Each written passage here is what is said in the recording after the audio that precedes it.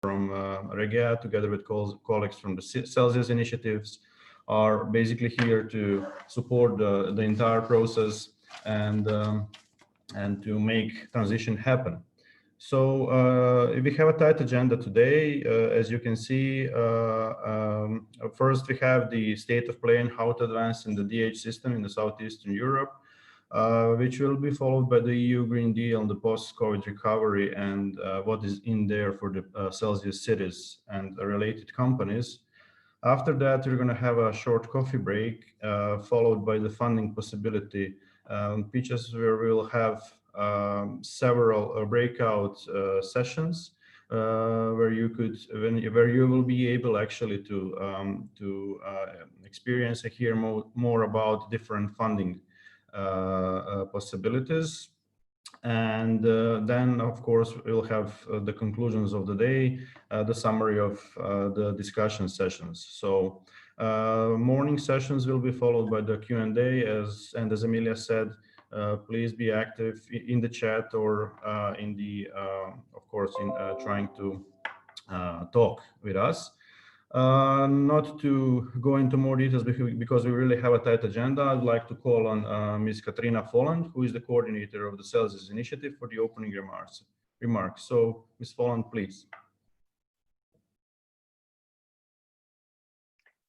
Yeah, thank you.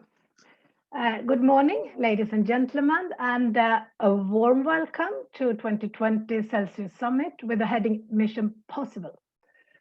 So as Milenko said, for 2 days ahead, we are going to deep dive into funding and into policy issues. And I would like to first thank REGEA for co-organizing this event and for the great collaboration we have had and we will have in the future. And I'm looking forward, of course, to be physically in Zagreb next time.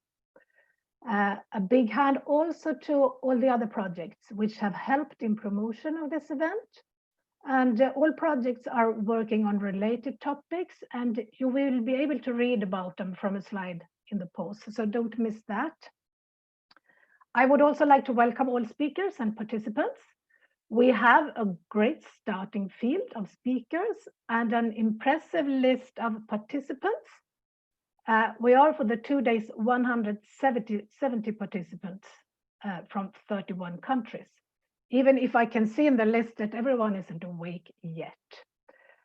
But I think it's such a great feeling with all these countries, so I will mention them for you. We are from Australia, Austria, Belgium, Bulgaria, Canada, China, Croatia, Denmark, France, Germany, Greece, Hungary, Ireland, Israel, Italy, Kosovo, Latvia, Lithuania, Macedonia, Netherlands, Portugal, Romania, Serbia, Slovenia, Spain, Sweden, Switzerland, Turkey, Ukraine, United Kingdom, and USA. It's impressive, isn't it? So Celsius itself started as a Smart Cities FP7 project, and now we are a collaboration hub focusing on cities and their energy transition, especially in the field of heating and cooling. And we want collaboration with all actors in the field. So do join us if you haven't. Sign up to Celsius. We work continuously with knowledge sharing via newsletters, webinars, workshops, and the toolbox. And also now through the forerunner groups, we provide hands-on support to cities. Before this Celsius summit, we have worked a lot with REGEA and Southeast Europe. It's a region with strong engagement and will, so it's fantastic to work together, as well as a big potential. We find the solutions and paths together. It is never one given answer to a question or to a challenge. So by this year's Celsius Summit, we are hoping to give you an interactive event, even though the circumstances we all knew, with useful knowledge and information, as well as fruitful networking. So you can network, especially in the end of both days. We are hoping to sow powerful seeds for collaboration and innovative and sustainable solutions in the future. So once again, welcome to this year's Celsius Summit. Thank you. Thank you, Katrina, for the nice words and really impressive list of countries where people are coming from. That's a huge list, actually. Now I would like to announce Mr. Julija Domets, who is the Managing Director of REGEA and also the Managing Director of FEDERN for several years now. And his latest function is very important for us, and he's the advisor of the President of Croatia for Climate and Energy, which is the first time we have it in Croatia. So we are very happy that we have it. So Julija, please. Thank you, Milenko. Well, it's impressive family we have today around the table. So very good morning, ladies and gentlemen, dear friends from Zagreb. We are at the end of the most unusual year. And today at the Celsius conference, we are in our own homes and our offices. How strange that is. However, the COVID pandemic has shown that the drastic change in response to a crisis is possible. It's not only vaccine. It's I've never seen more ambitious projects being generated in short period of time in last couple of months. It's not a couple of months anymore. It's almost a year. So you can feel that change. You can see that change. And now, man, in December 2020, after almost a year of COVID pandemic and in the middle of very heavy recession or economic crisis, I'm more than ever convinced that green transition is possible. In a matter of weeks, recovery plans will be put in place by national governments and the EU across Europe. A green and just recovery must not only address the obvious impact on global health and economies, but also the immediate and longer term challenges of climate breakdown. Our plans must ensure that recovery will mean building resilience and keeping Europe green ambition on track, because we are still not on track. Yesterday, in preparation of European Council, together with 4 big European networks like Eurocities, like Climate Alliance, FEDERN, as Milenko mentioned, I signed a letter, head of states sitting in European Council about it. This is why we are also here today, Celsius Summit 2020, Mission Possible. I really like that challenge and the title of the conference, Mission Possible. This is so much in the spirit of Southeast Europe, where usually we react the best when we are in the real crisis. Traditionally, heat sector was neglected for years and for decades here in Southeast Europe. But I think the new generation has a very high ambition. Our event will host excellent experts and show truly inspirational projects. And that's my personal opinion, which I'm sure you will be able to get and share after today and tomorrow. That change is coming, and that inspiration to change the heat sector in Southeast Europe is coming. This is very good. I wish you all 2 great days, of course. A lot of interaction, virtual interaction, but never mind, and plenty of good ideas, new plans, and promising partnerships. Heat transition is mission possible. Mission possible. So welcome once again at the conference. Cheers and enjoy it. Thank you so much.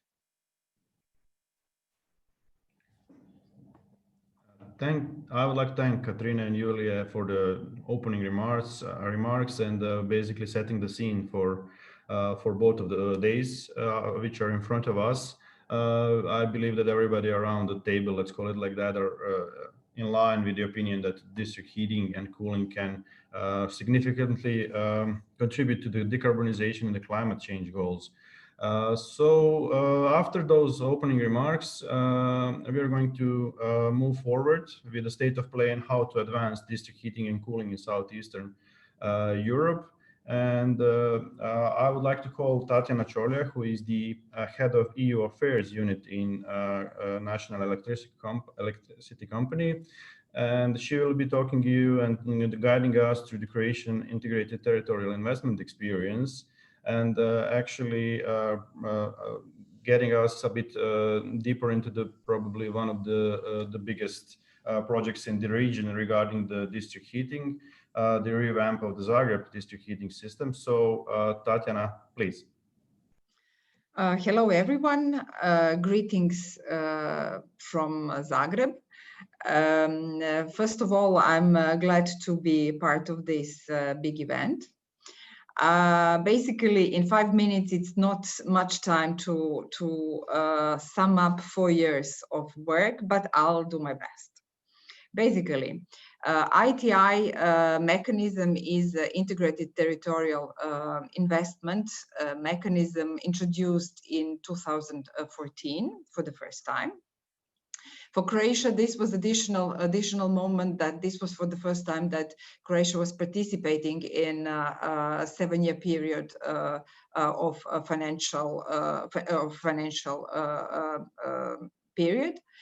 The whole idea behind ITI mechanism was that the cities should be spiritus movens for the economic development.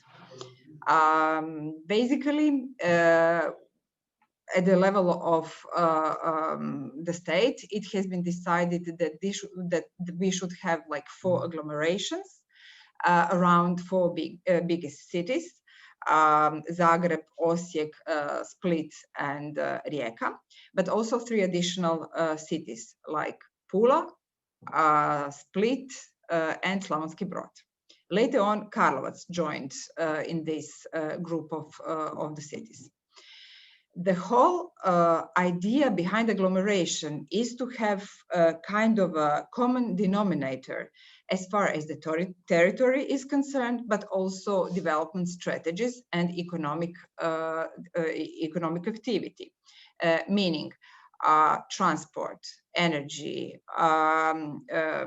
education, social services, and etc. For this reason, I think it's rather difficult to manage so many stakeholders. As you have seen on my previous slide, that the number of the stakeholders involved is enormous. At the national level, local level, point of view of the beneficiaries, but also at the level of the EU. More precisely, we have been engaged in 2 very similar, but at the same time, very different projects. One project that was first of all, just to say that these 2 projects just started. Osijek project started at the end of last year, and Zagreb project has been signed, I'd say 3 weeks ago. Basically, in Zagreb project, we tried to do the revitalization of the energy efficiency of the district heating in the city of Zagreb. The intervention size of this project was almost 69 kilometers of the network. This project is considered as a major project due to the fact that the total investment is around 93.5 million euros. Having said that, one of the major difficulties that we had, or challenges we had, was to get a state aid, but also approval by the European Commission due to the fact it's a major project. Beneath, you see the areas that has been uphold within this project. Just to say that more than 17 settlements in the city of Zagreb has been involved in this project. On the other hand, in Osijek project, we have like a straight line, 4.5 kilometers, 10 million euros, and 6 million euros that was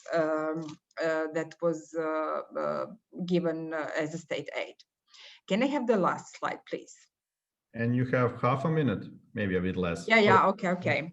So to sum up, what we have seen that there should be improvements, strengthening the capacities in knowledge, experience, but also skills, legal framework. We all know that the district heating is not something at the EU level that is under the directives or regulations, but only at a strategy. Maybe to reduce the number of stakeholders, to enhance cooperation, coordination, communication with all the stakeholders involved. Then important is to have consensus and matching of the priorities at all levels. Here I have in mind that the regional level should be more heard more. Then the quality and on-time preparation of the projects, clear division of the tasks and responsibilities, and acceleration of the decision-making and approval process at all levels. Down there you have challenges which I think will remain in the coming period as well. So this is all from me, since I have no more time left. But we'll be here for the questions and answers. Yeah, thank you very much, Tatiana. It was I'm just going to say that I was a part of that project, and all the challenges and everything that Tatiana mentioned was really like heavy, and good job for the team that made it through. So now only what remains is, to execute the project. Definitely, yes. Yeah. Thank you, Tatiana. And we're going to move a bit more to the south now. We're going to talk with Radmilo Savić from Beograd Elektrane, who is the executive manager there, and he will be talking us through the Serbian experience, and I think their experiences with renewable sources as well. So Radmilo, please, and you know that you have to be saying next slide when you want to move your slides. Thank you.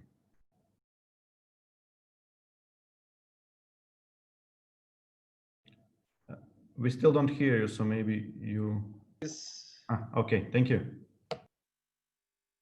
Yes. Regards to all, thank you, Milenko. As Ms. Tatiana said, it's very heavy to put 55 years of this company, Beogradske Elektrane, in 5.5 minutes, but I will do my best. So, this company was established half a century ago, and start of this location, you can see here that metal chimneys start as CHP.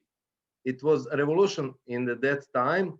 105 megawatts electricity, 250 megawatts of thermal. But after a few years, these turbines was stopped because very low efficiency. And till last week, there was no CHP in Belgrade.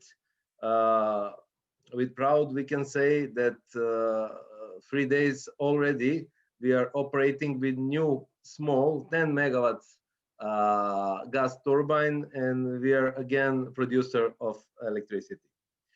So what happened in that time?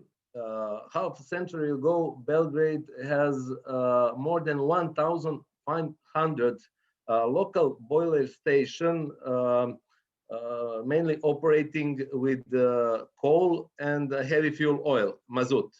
So the pollution was is extremely in the center of town. City make decision to make some contribution to this, establish this company, and gave us practically order to solve the problem. till year 2000, we succeed in, let's say, around 35 years to shut down more than 1,000 local boiler stations and another 250 in the last 20 years. So please, next slide. Few data about company. Now we have 14 big heating plants and 22 small local boiler stations. Our capacity in production facilities is around 3,000 megawatts. Trace of pipeline under the city of Belgrade, it's around 800 kilometers. Multiply with 2, it's the length of the pipes. We have around 9,000 thermal substation, 320,000 of connected flats, and a great number of business consumers. If you calculate that we have average 3 person per flat, it practically in this moment we hit around we deliver the hit to 1 million of population or around 50% of all Belgrade inhabitants, etc., etc.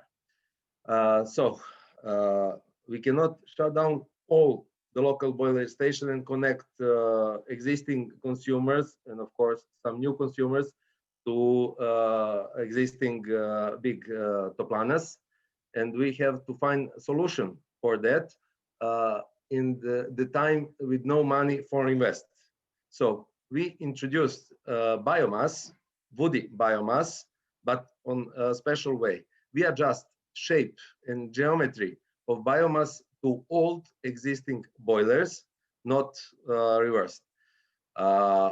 Already 13 years, several smaller heating plants with total capacity of 27 megawatts is operating on the woods instead of coal. Please, next slide.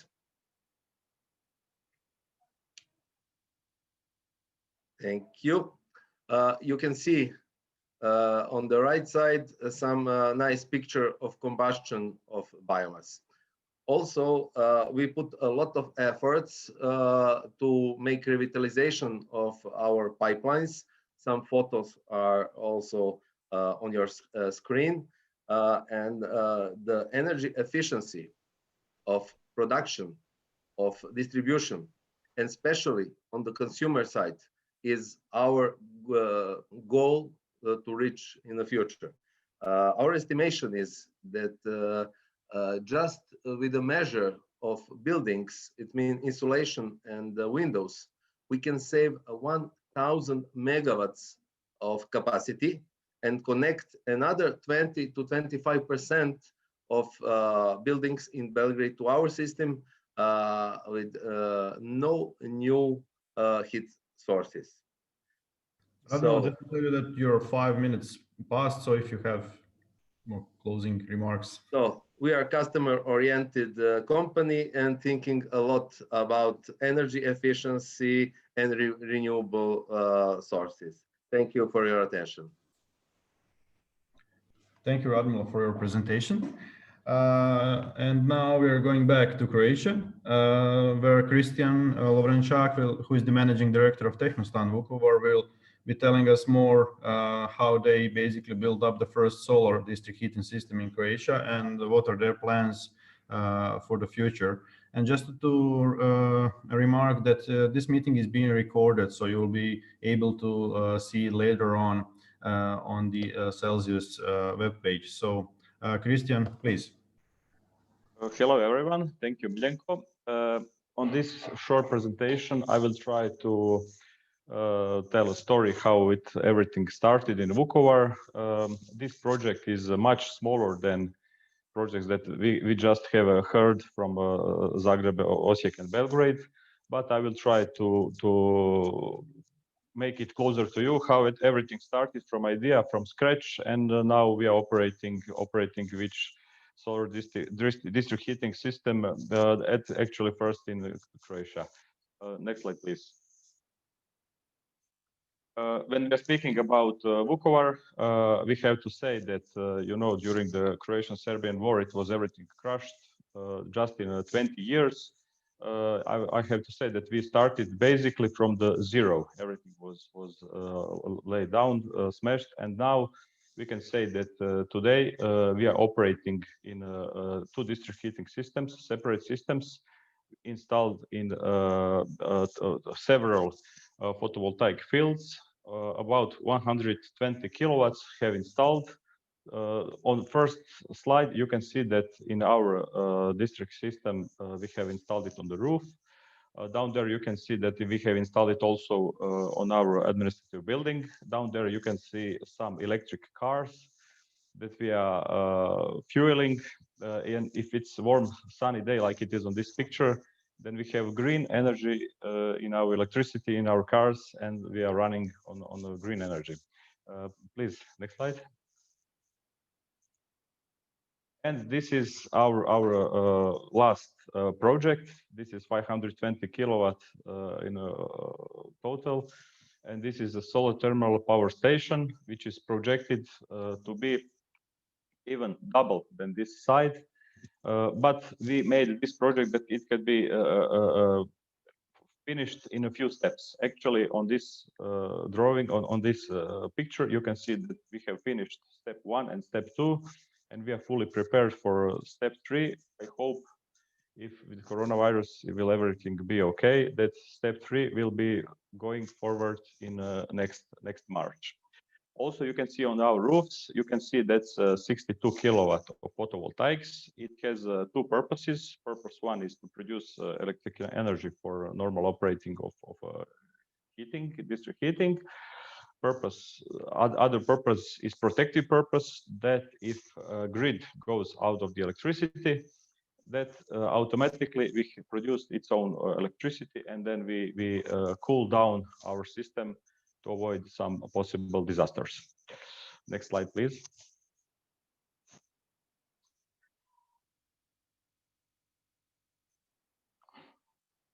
Yeah, everything started from groundworks, from landworks. Actually, when we made these projects, it was everything prepared for full installation, but we did not want to install immediately 556 plates. Therefore, groundworks are prepared for 556 plates, but as you will see on further slides, that we have made it in a few steps. That means that underground we put all pipe works, all pipes or lighting protections, and everything what goes with it, and also to make this project a little bit more sustained and economical, beneficial, we use our workforce. Therefore, that was some kind of team building, and also we made a decision that the first year savings we share to the employees who were directly involved in this project. Therefore, you can see those workers did not complain to do this job, because their 13th salary, I would say, fall down from the heaven, to say in this way. Let's go on the next slide, please. Next slide, please.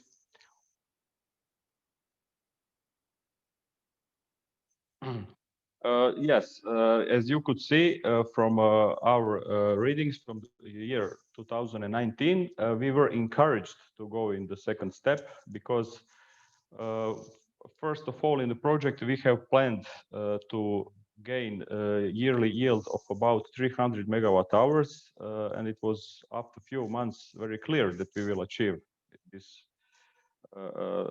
300 megawatt hours, and also wanted to continue our projects, and we get more encouragement to go in a second and later in a third step. Next slide.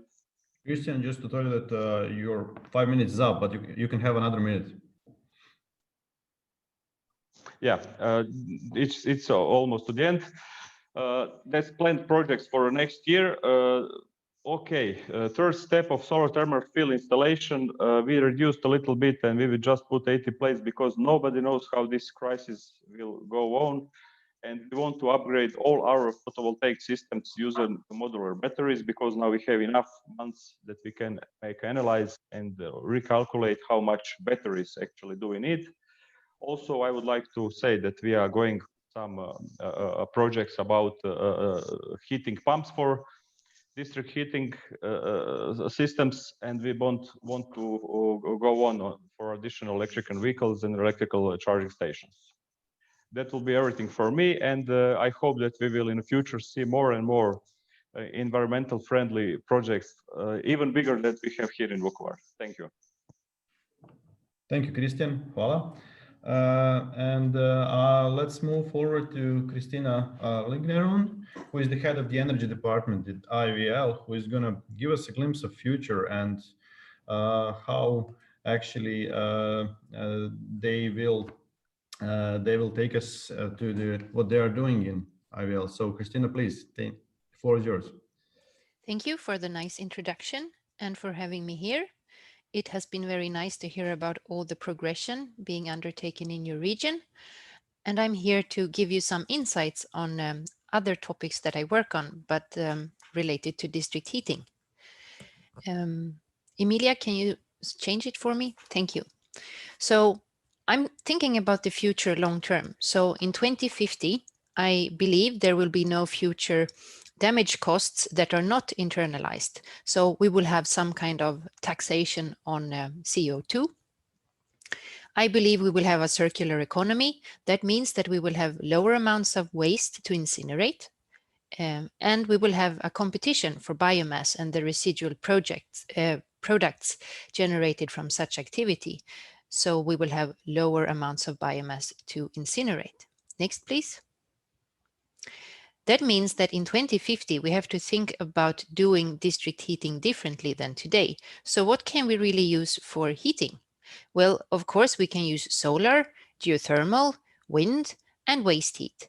And we can use both high temperatured and low temperatured waste heat. And this is what I'm going to focus on now, the waste heat aspect. Next, please. Waste heat, it's not that easy because it necessitates change.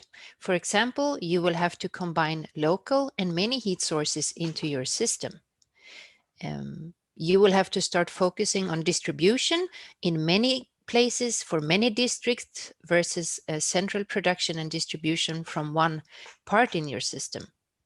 You will create new dependencies. You will need to engage prosumers, probably many of them, not only one.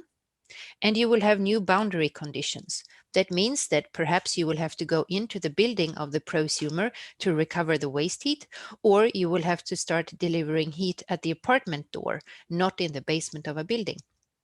And all these things need changes in the business logic. Next, please. No, here. Okay. But change takes time. And you need to work on many aspects in order to make it happen. And here are just some examples of what we are doing in IVL. We are part of many European projects on district heating and cooling. And in one of them, for example, the So What project, we look into high temperature waste heat recovery from industries. And there we create a decision-making support to actually undertake the investments in sites that do not have it so far. So we look at what contracts are needed, what barriers are there, how can we overcome it? That's an EU project. And also the one on the bottom with the city outline, the Reuse Heat project, where there is a vision that a future city could heat itself. There we look at urban waste heat recovery, which is low temperature in the range 40 to 60 degrees, which we recover them from a metro system, sewage water, hospital and data centers into existing district heating networks. There we do demonstration activity of technology, but also of contracts, investments and business modelings. What needs to change in order to integrate the low temperature in the high temperature systems? And a lot of issues are related also to policy. Then in the IEA project that we have, it's on 4th generation technology implementation and early experiences. So there we have identified over 150 low temperature installations worldwide, and we are drafting a guidebook on how to actually do implementation based on the early experiences. And the last one that I would like to mention is the Reward Heat project, where we look also into low temperature installations. And there we look into the business case of transforming energy into a service and the social acceptance. And in that one, we actually have a demo site in Croatia in Toposko. So as you see, we need to work on many aspects, and that will take time. Next, please. Yes, and the main conclusion so far from all this activity in different projects is that it's not really about technology, because we can do technical installations, but it's about new system boundaries and combinations of stakeholders. That is where the innovation will happen and need to happen. But I think this is something we will continue discussing in the panel. Thank you. Well, thank you, Christina. It's actually a great closing words from your side. Is that, you know, on the technical side we are good. We need more innovation in the stakeholder management and in cooperation between all the stakeholders that are actually in our system. And basically, this is also the prevailing idea about this event, is to connect all the stakeholders that are in the system to work more closely together to make that innovation that is needed actually happen. So I would like to remind you that you can ask questions either by raising your hand and asking our panelists, or you can just use the chat. And we do have a first question actually in the chat already. So it's a question for Tatiana and their project in Zagreb. So the question is actually, what were the biggest issues with the use of the integrated territorial mechanism and in the implementation phase? And basically a continuation of the question is, what were the main differences between the projects in Zagreb and Osijek besides the size? Well, first of all, the size of the project in Zagreb and Osijek cannot really compare one with another. One 68 kilometers, one 4.5 kilometers. The other thing is that, for example, maybe just to mention that we did this jointly with Jasper's technical assistance. Basically, they were technical assistants to the Ministry of Regional Development. So, from their perspective, we had to come up with a project that is reasonable money-wise, but also as far as the technology is concerned, as far as the citizens are concerned. So from that perspective, Zagreb project, the problem with the Zagreb project was, first of all, that it was a big one. We were supposed to finish the project in 4 years by the end of 2022. Finally, now it's 2023. But also, the problem here was that while we were preparing the project, Croatia had the presidency. So from that perspective, from the implementation point of view, this was really difficult. You have to do the works outside the heating season, which is mid-May till mid-September. So only in that period you have to do the implementation. Then from today's perspective, having in mind the earthquake and all that caused, I think is going to be just incurring more and more problems. For example, Osijek project, the main issue there was that number of citizens is decreasing. So is this profitable really from the side of the European Commission to finance this sort of project? I want to say that there are many others, but for example, these two issues were something that we were juggling around all the time. Yeah, and we should sure mention the communication package in the project, which is fairly significant because district heating do need a lot of commercial outreach to the citizen as well, because they have to be aware of the advantages of the system, and so far it has not been practiced actually in Croatia. So I know that this big project has this huge amount of funds actually related to communication. So thanks, Tatiana. Do you have anything else to add, or? Well, Good. I know. better not. Yeah, I mean, a state aid issue, for example, for Zagreb project, we had to go through the pre-notification, notification to the DG competition. With the Osijek project, it was more easy. It was only like aid grants, so it was in a totally different situation. Yeah, but it was a 4-year preparation. So we have another question. Is actually for Christina. It says that you mentioned the heat presumers. So actually, Tom is asking, are there examples of this practice on the market, especially because we are focusing on Southeast Europe? Are you aware of anything here? Well, I would say that the practice is becoming more frequent, and we have it, for example, in public ownership, like sewage waste heat recovery and hospital waste heat recovery, but also very much in data centers that we see in Sweden and in Germany, for example. And in Denmark, you also recover a lot of heat from supermarkets, but that would then be the middle range temperature level. And of course, you have these traditional ones like refineries and pulp mills and such, where they want some kind of cooling, and in return, they provide the heat. I'm not aware about anyone in specific in your region, but I know that there are many low temperature networks in northern Italy where this is happening.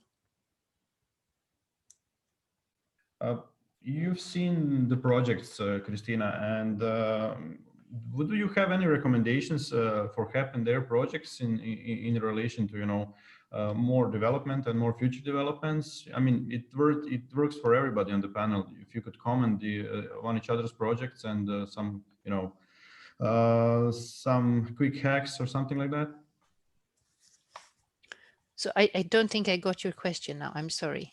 Do you have seen the presentation of Belgrade, Zagreb, and their projects? So in terms of the future developments of the district heating system, if from your side and from your experience, would you have any recommendations for them?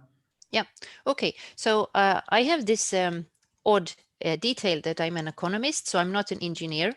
And often I ask questions about how do you foresee the future business case? Would you like to engage your customers? What about the empowerment, the energy consumers? And all of these things tend to be put aside to the end. So you kind of do your technical investment first and make sure that it's up and running, and then you think about your customers. I would like to do that earlier, or this is my advice to everybody, to start thinking about the business case and the change and the consumer who's actually going to buy your heat early on in the process, because then maybe you avoid pitfalls of inefficiencies and people actually changing behavior. Okay, thank you. A question for Radmila. Do you see options, Radmila, to integrate the waste heat in the system in Belgrade?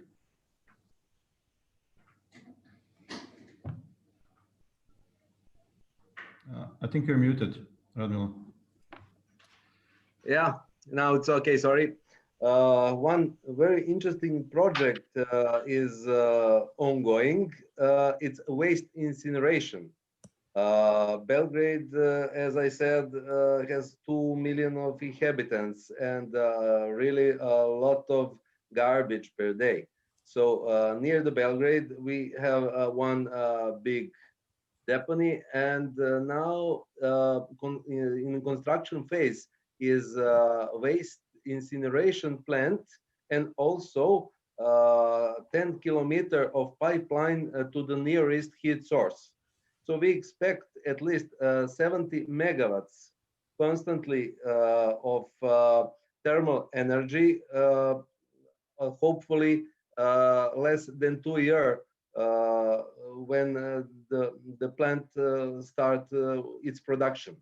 So that is the one of the biggest project, and one even bigger but old idea is to make connection between Belgrade heating plant, the biggest one, it's Novi Beograd, and a thermal plant 28 kilometer from this point, and to have practically more thermal energy from electricity production. I have to underline that is another company.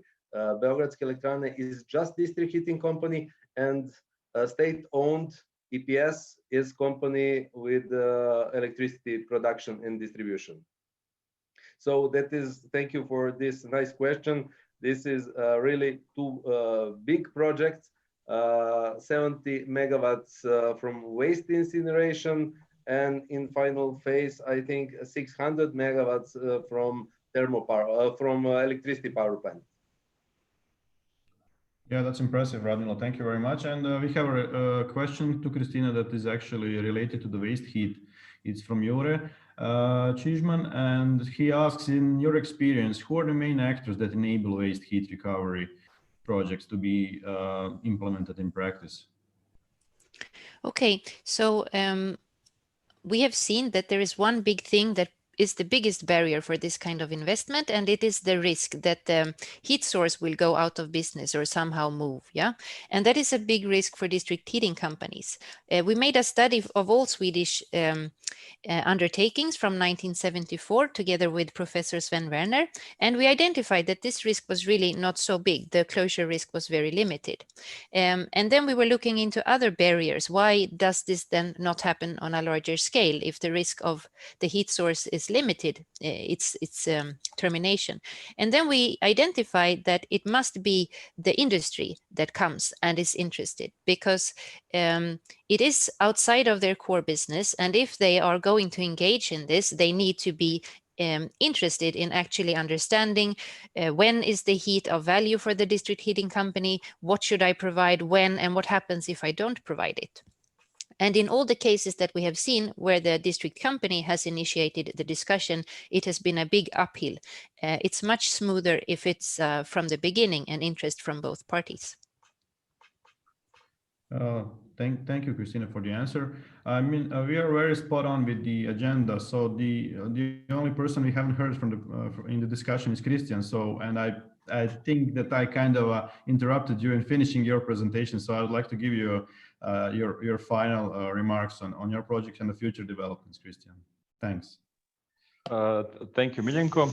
As a final word, I must say that district heating systems in our region is not so popular. I would say that our goal is not only to go on a transition to renewables, but also parallel, we must work on a marketing, because district heating sometimes is not respected as much as it should be. And I think that district heating is a very good answer to decarbonization, especially in the big cities. And we must double engage our focus to make also on the marketing side. We are technical people, some of us, and we neglected sometimes this part of marketing, but it's very important.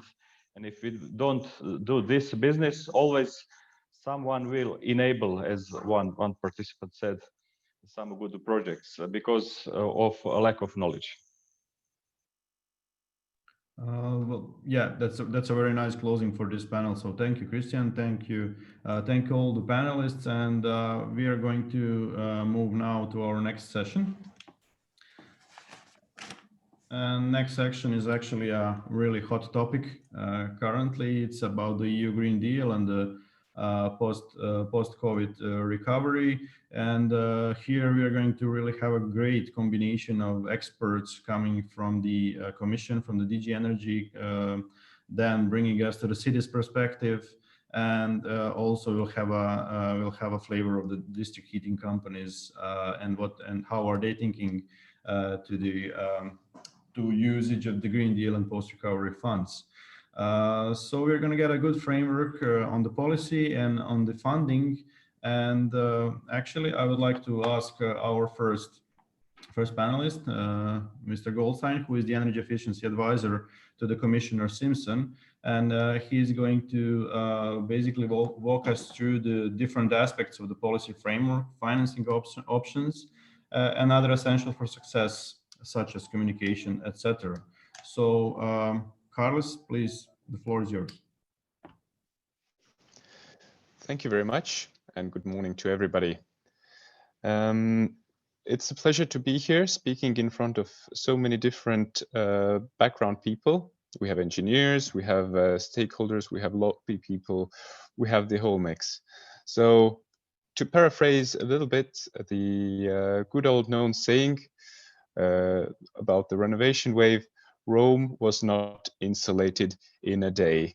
Just to underline the scope of the challenge that we have ahead of us. In the first panel, I already heard some really good examples, so thanks very much for the presenters in the first panel. What is the renovation wave really about? It's about creating trust, because we need the scale behind renovation. We know that renovation happens in any case, but the question is the quality, and I'll spend a word on that in the presentation. So what we'd like to bring from the European side is that when you go and hunt for your solutions for renovation, you get a product, no doubt, but the question is whether you get a nice juicy orange or you get a really sour lemon. And the question is that we try to ensure from the European side that we do the thinking and the support that people get oranges every time. So the benefits of the renovation wave are multiple, as you can imagine. For example, from the poverty angle, it helps reduce energy bills. The obvious benefit will be better air quality, both indoors, but also outdoors, depending on what type of fuel mix and heating solutions we use. Plus, it helps integrate renewables into the system, which in turn is good for the security of supply and local competitiveness. So if we look at renovation, there are two principal ways of going about it. Either you have your entire cake, your entire renovation, you make it carbon neutral in one go, or you do it slice by slice. So the Commission has also thought about both of these options. And if you want to go slice by slice, the next year we'll start working on the building renovation passports and digital renovation logbooks, which record what should be done to improve the building and what has been done. Next slide, please. So I'll take us very briefly throughout the numbers and why do we speak about buildings and why renovation wave is such an important proposal in the European Green Deal. Out of the final energy consumption, 40% goes to buildings, and energy use in buildings can be associated to 36% of greenhouse gas emissions of the EU. This is energy-related greenhouse gas emissions, so agriculture aside. Now, we see that a big portion of these buildings will still be around and accompany us throughout the decade. And if we look at the buildings that are built today compared to those built 20 years ago, the new buildings consume half of the energy. So the scope of what we need to do, I mean, in terms of new builds, it's not a significant addition to the market. If we want to decarbonize and reduce energy consumption, then we will need to address the existing buildings. And this leads us to a investment gap across the EU, which is really big. So on top of what is already being done, we should invest 275 billion additional euros per year. Next slide, please. I believe it's the same slide. Yeah. Okay, next one coming up. So the difficulty with renovation is that we only see 1% of energy consumption reduction per year because of renovation. Some buildings reach much higher proportions than that. We see even 70% energy consumption reductions, but the scale is really big. And therefore it translates, it gets diluted in the building stock, and it's just 1% per year that we reach savings. Plus it's offset by people's consumer habits. So for example, if you get a second TV set, your consumption would be smaller. So this is the general buildings consumption. Now, coming specifically to buildings, what's at the center are the owners, are the people. So here in front of you, you have a slide schematic of a logic, an accompanying logic to the people. And it has a lot of details that need to be tailored. There are lots of aspects, but I just want to focus on the first point here, which is the information. That's where it all starts. We have made a lot of funding available, which I'll speak about on the next slide. But this is where the trust is being created. And that's what I underlined in the opening, that we really need to get the information there so that people, when they're in any case going to refurbish their building, and most people will in the course of the next 30 years, then they also make the right choices for the planet. Next slide, please. So my next slide is actually the last one. Sorry for the relatively small fine print, but what you see there is the financing that the Commission proposes. On the left-hand side, you have the different instruments, the budget instruments that we have. All of this is proposed, so there's no final agreement at the moment yet. And in the middle column, you will see the percentage of the entire budget line that should go for climate funding. All of them aggregated, you would have 30% of the next financial framework going to climate. So on the very right-hand side of the table, where I'd like to take you, you'll see the total climate contribution per topic. Thanks for the cursor indication. And three of the instruments really stand out that contribute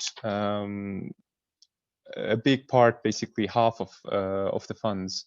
You'll see the Recovery and Resilience Fund with 248, almost 250 billion euros.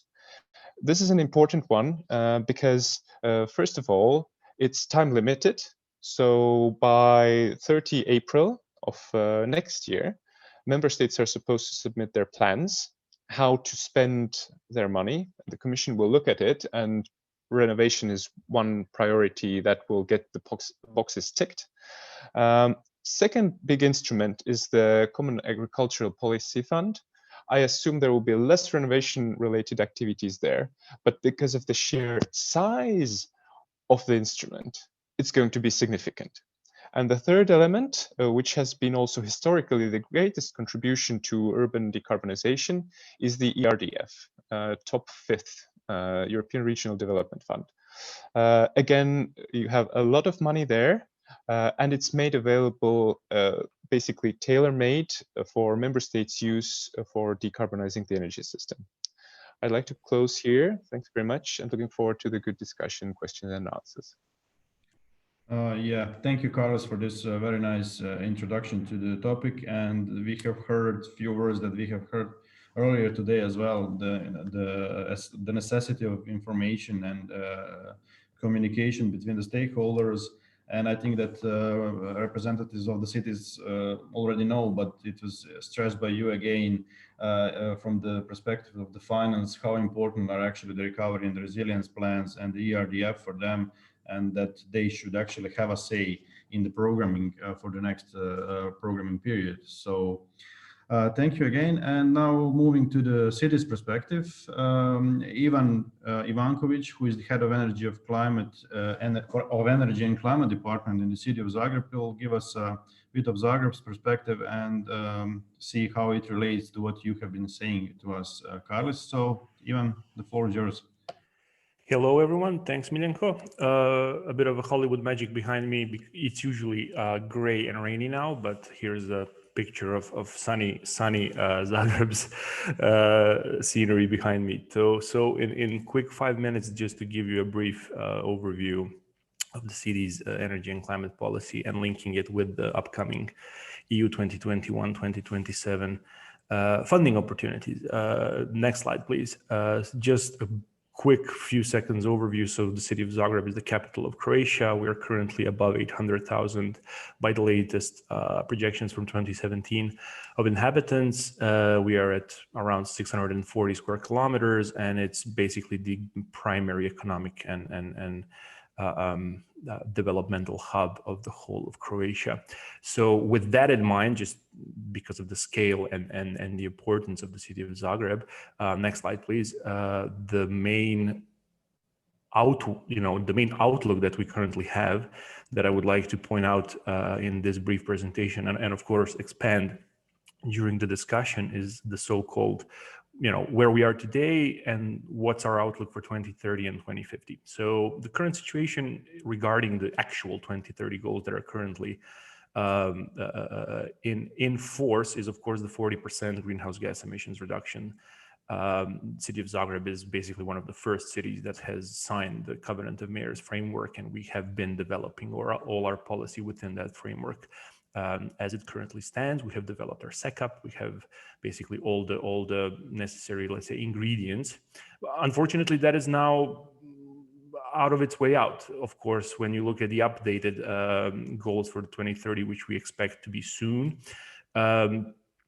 we are currently basically preparing for the application of the EU climate law as well as some national legislation, and of course, trying to completely overhaul the next period or the next decade, which is crucial for the city of Zagreb, is to basically move out of this limited or basically specific investment that is ongoing. Of course, the district heating project is one of the biggest projects here in Zagreb in terms of infrastructure, and we are incredibly proud and supportive of that. But of course, that is just one initiative that needs to be solved out of many others. We are hoping that we actually start in January to do a complete overhaul of the energy and climate policy measures, being in line with the 2030 goals, but using that to basically kickstart the green recovery from our Zagreb has double issues from 2020, not just the global COVID pandemic, but also the very local issue of a devastating earthquake from March of this year, to basically try and secure the necessary co-funding in the next period, both from the Recovery and Resilience Facility and the EU multi-annual financial framework to basically lead this green recovery within the city, because we think that the decade from 2020 to 2030 is crucial in order to basically severely increase the amount of emissions and renovations, like Carly said, and basically to completely transform the economy. We need a serious increase in those targets and measures, and basically some yearly investment rate needs to severely increase in order to happen. That is why we see the 2030 sort of laying the groundwork for the holy grail, as I like to call it, the 2050 carbon neutrality target, which is of course unprecedented in almost every city, but especially for large integrated cities such as city of Zagreb. The goal here is basically why I think that this goal is important to specify now, and basically to try to encase it in some sort of an obligatory law framework, because that is an important step, and it's a very useful signal, because in order to achieve 2050, we need to significantly improve our 2030 targets. It's a good economic and technological signal that there is some pathway. So that's why pathways matter. How will you decarbonize the system? How will you decarbonize the various parts of the city which have, some long history. The effective use of, public grants in combination with alternative, and I will stress that, alternative funding models, such as public-private partnerships, the ESCO and EPC, is crucial to mobilize these things at scale. And that is why this next period, and of course the final works that the Commission will now do, and hopefully we'll get a deal this Thursday, I believe, Carlos, at the Council, to basically put those things in regulation so we can actually work. That's my time for now. Unfortunately, it's really difficult to put all these topics in 5 minutes, but hopefully during the discussion there will be some time to expand on this. So thank you.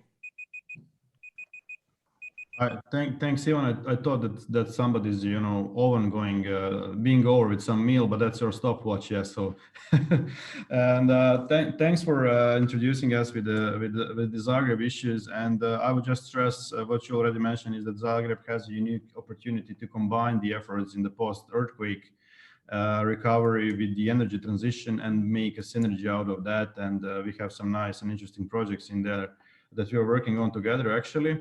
And thanks again, Ivan. Basically, from now on, my 3 next announcements are going to be heavy in terms of my Spanish, my French, and my Swedish, because I just hope I'll make to pronounce your names properly, guys. So I would like to ask Luis Tejero Encinas to give us Madrid's perspective on their focus on the regulatory sandbox, or actually how can planning keep track with innovation, if I'm right. So, Luis. Okay, thank you, Milenko. Sorry, I don't my service is not very good also. Well, I'm going to try to spend in these few minutes the overview of energy strategies in Madrid. First, I had to say that that we don't have a specific energy strategy in the city. We merged this strategy into other sectorial plans 3 years ago. And now the main one is the air quality and climate change plan, and also the sustainable energy strategy of Madrid, strategy of Madrid. And well, the goals of these plans are more or less the same of the EU for the 2030. In terms of reduction of GHG, renewable energies, and also energy efficiency. This plan has more than 30 measures and initiatives where a lot of them energy is included, and energy lines, strategy lines. But I would like to highlight a couple of things of this plan.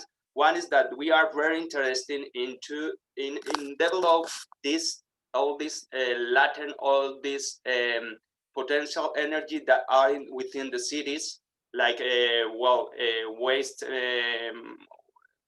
energy from wastewater energy, or the surplus energies that come from infrastructures or geothermal. And the other thing that I would like to highlight is that our interest in to develop this district heating system as a way to improve the efficiency of the city in terms of energy.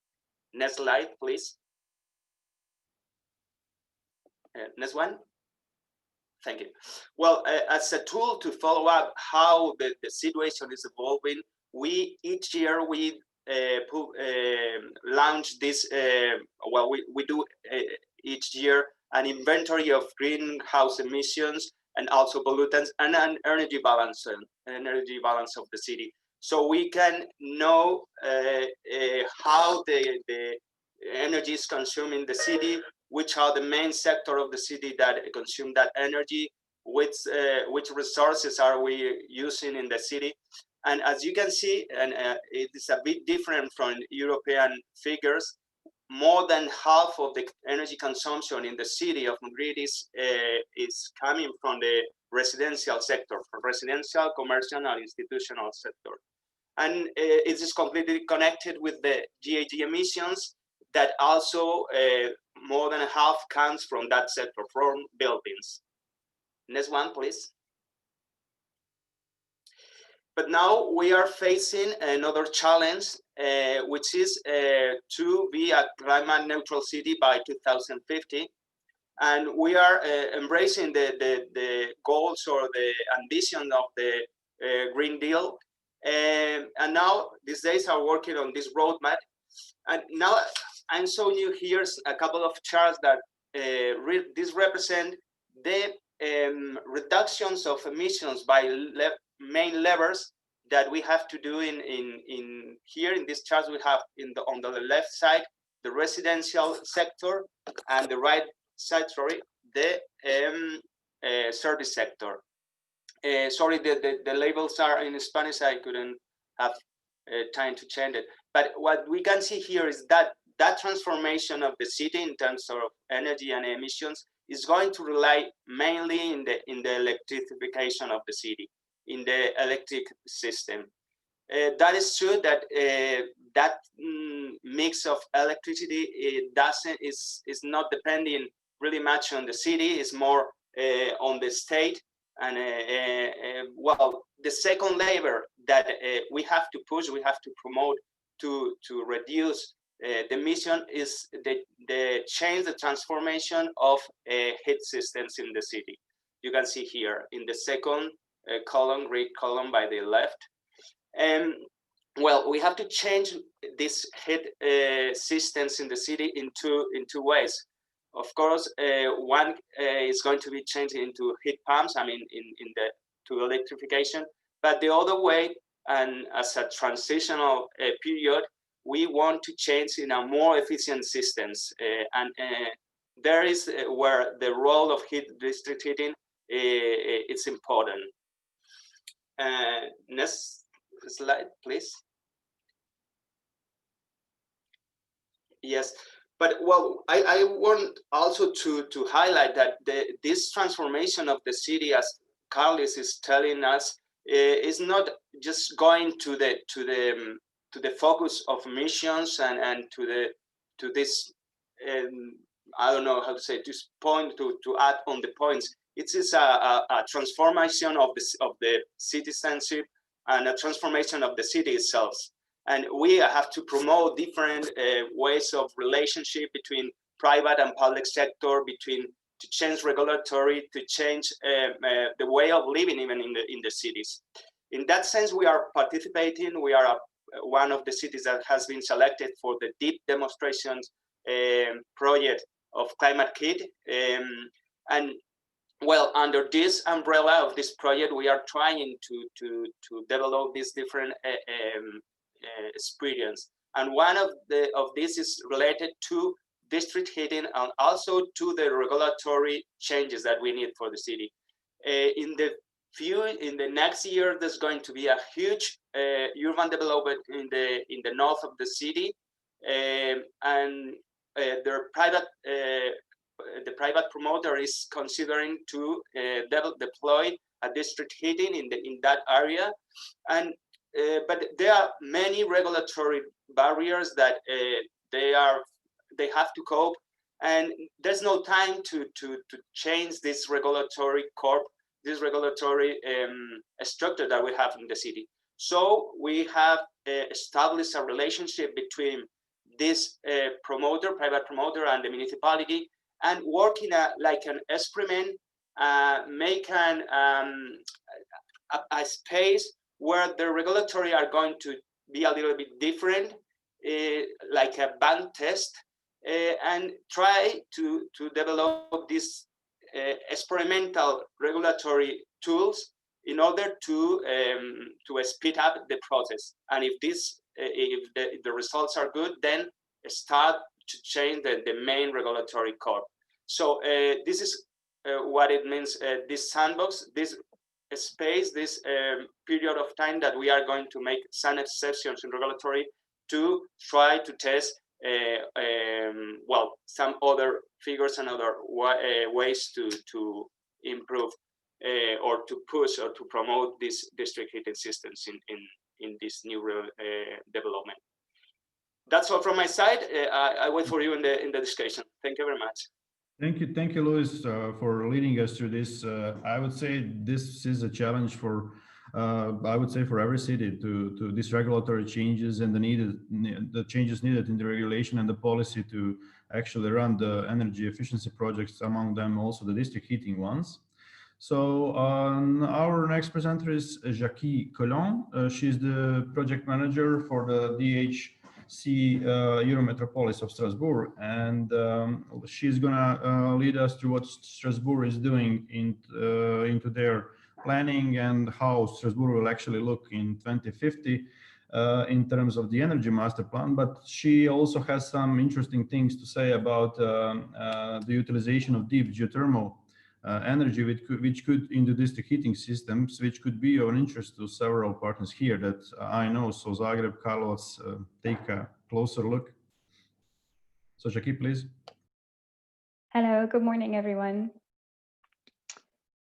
Emilia, if you could put my slides up, please. Thank you. So good morning, everyone. My name is Jackie and I work for the City of Strasbourg, managing district heating and cooling projects. And I also work as part of the team which works on our energy and climate goals. So next, please. Just to briefly remind you where Strasbourg is. We're in the northeast of France, so very much on the border with Germany, so quite a Central European climate. We have quite cold winters and quite hot summers that are getting hotter. And our urban area is close to 500,000 people. So I think our heat demand is quite representative of other cities in Europe, in that our heat demand is about a third of the energy demand for the whole city annually. So our cooling demand is still quite low, but as our summers are getting hotter, we're definitely aware of more demand in that for cooling. So that's a project that we're looking for in the next years to come. Next, please. So especially compared with what we've just seen from Madrid and Zagreb, and I think many cities across Europe, is that we've spent the last few years working to develop our energy and climate goals and our strategies for 2030 and for 2050. So I think you all know that this is quite a hard job, and it really requires taking a look in depthly at the city. So in Strasbourg, we've got our goals.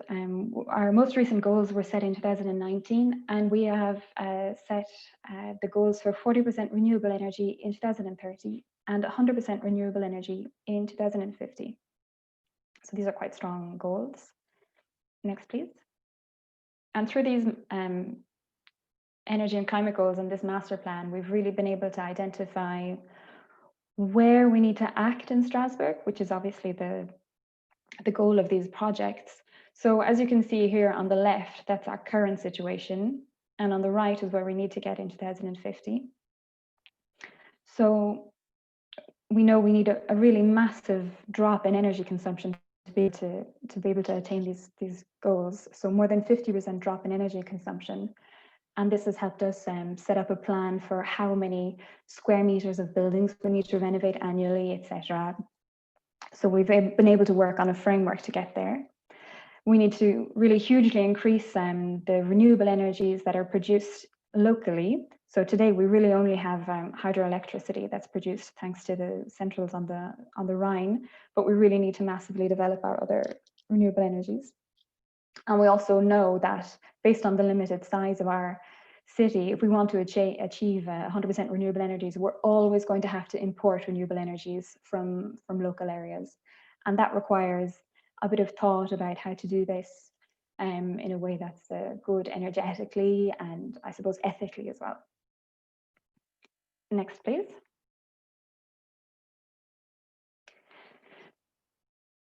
So along with reducing our energy consumption and increasing our renewables, one of the big levers that we've identified for attaining our goals is the huge development of district heating. So we're hoping by 2030 to more than double the heat deployed through district heating in Strasbourg. And you can see here in red, we have our historical district heating networks that are in the very old parts of the city, quite dense. And our goal is to deploy them to all of the slightly less but still urban areas of Strasbourg. So here you can see on the map that we have the little green factories and our yellow lines, and this is part of our new idea of how we really need to optimize and maximize heat recovery from geothermal, but also from all industry that surrounds Strasbourg. So that will be quite a lot of investment that we need to work on, many tens of kilometers of pipeline to bring that heat into the city. And next.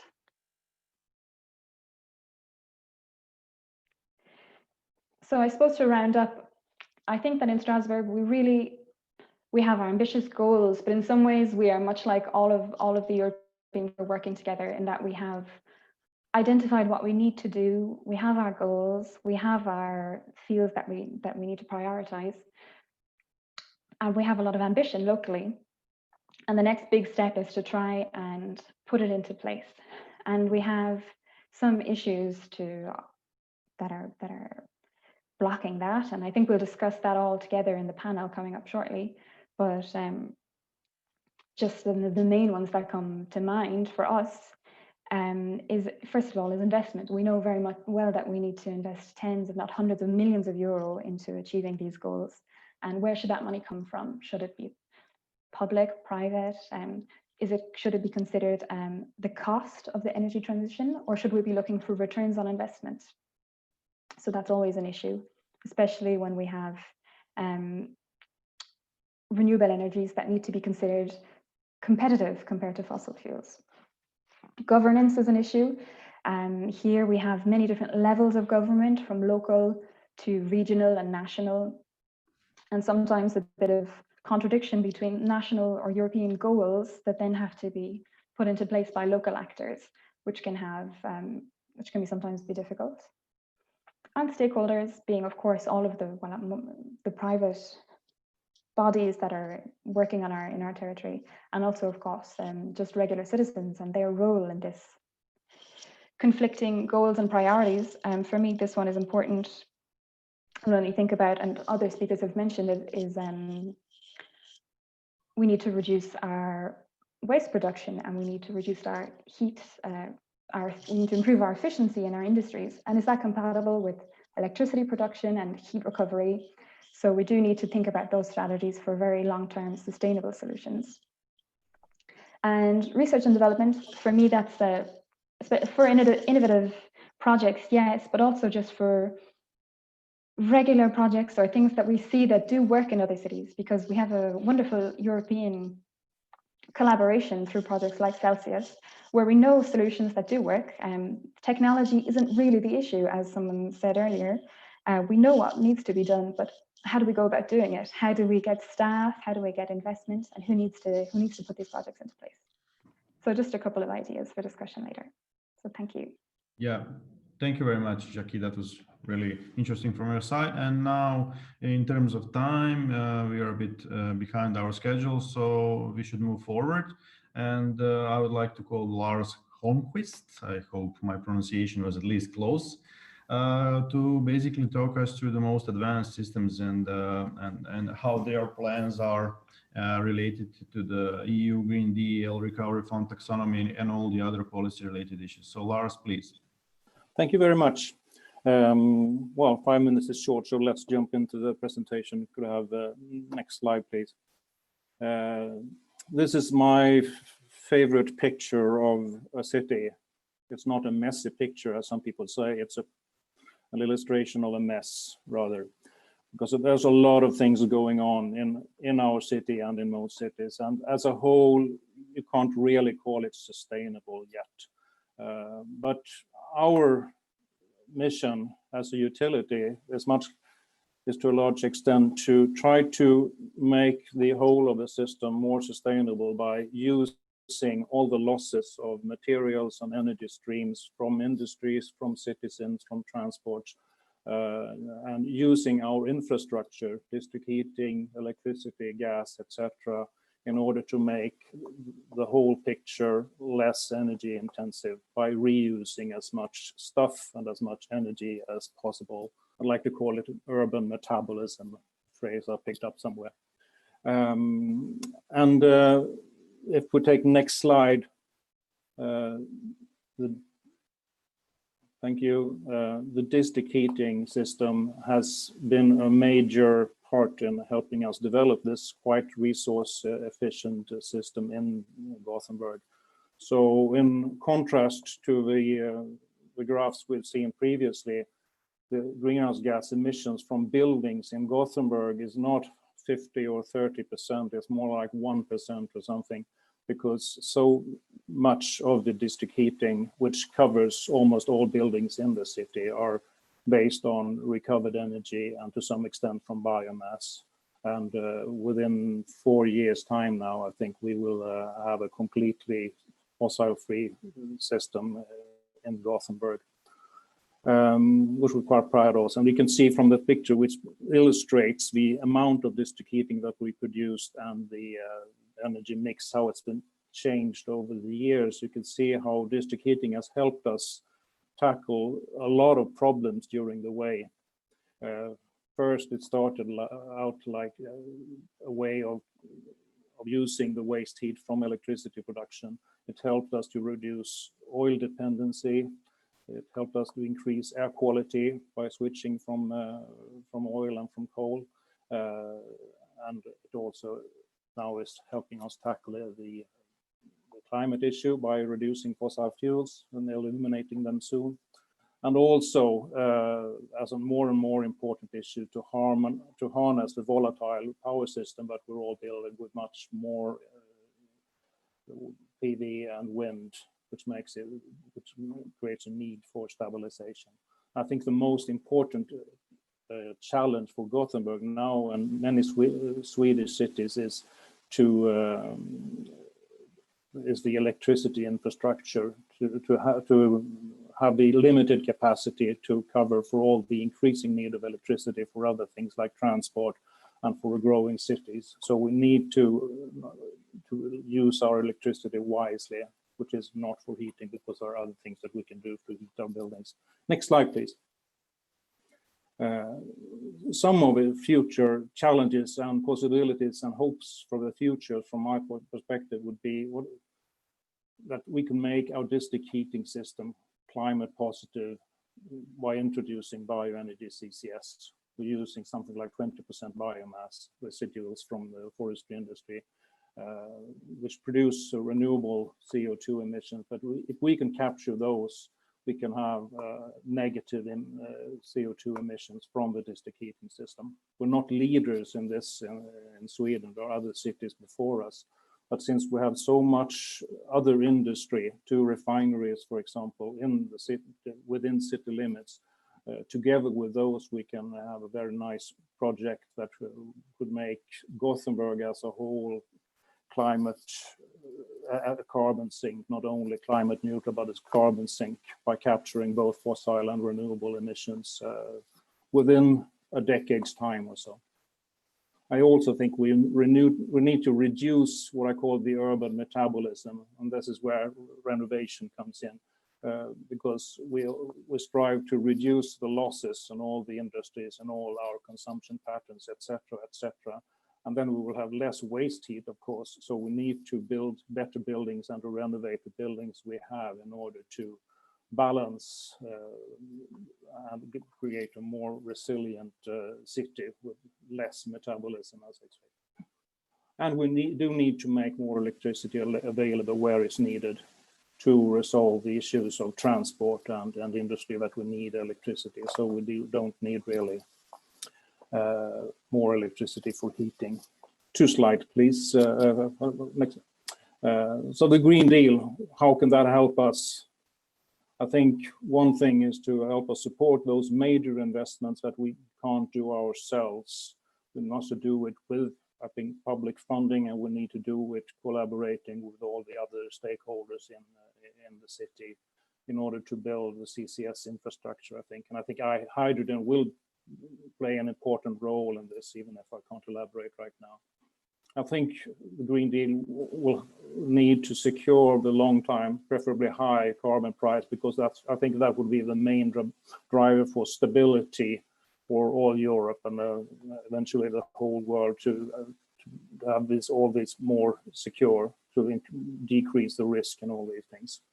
And we also need help from outside to reduce waste generated in consumption, and especially from plastics, because what we can't do ourselves as a district heating company is to reduce the emissions from incineration of the plastics and wastes. So that problem needs to be tackled. That's one of the most difficult CO2 emission streams that we need to tackle.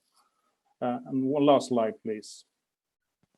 You have So your time is up, but you can finish. Please.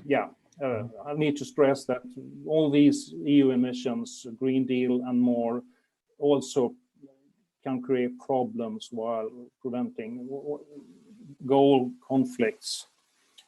Because in a system which is quite advanced, I would say, in these terms, you can't just support everything at once.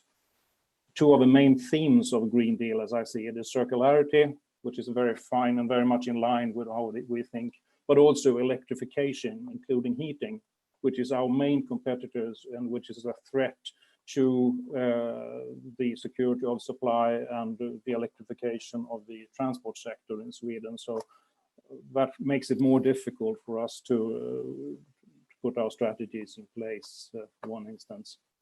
And also I think there's a tendency in politics everywhere. New things are more interesting than working solutions, and also we need to have long-sighted vision for this. And also, one size does not all fit all.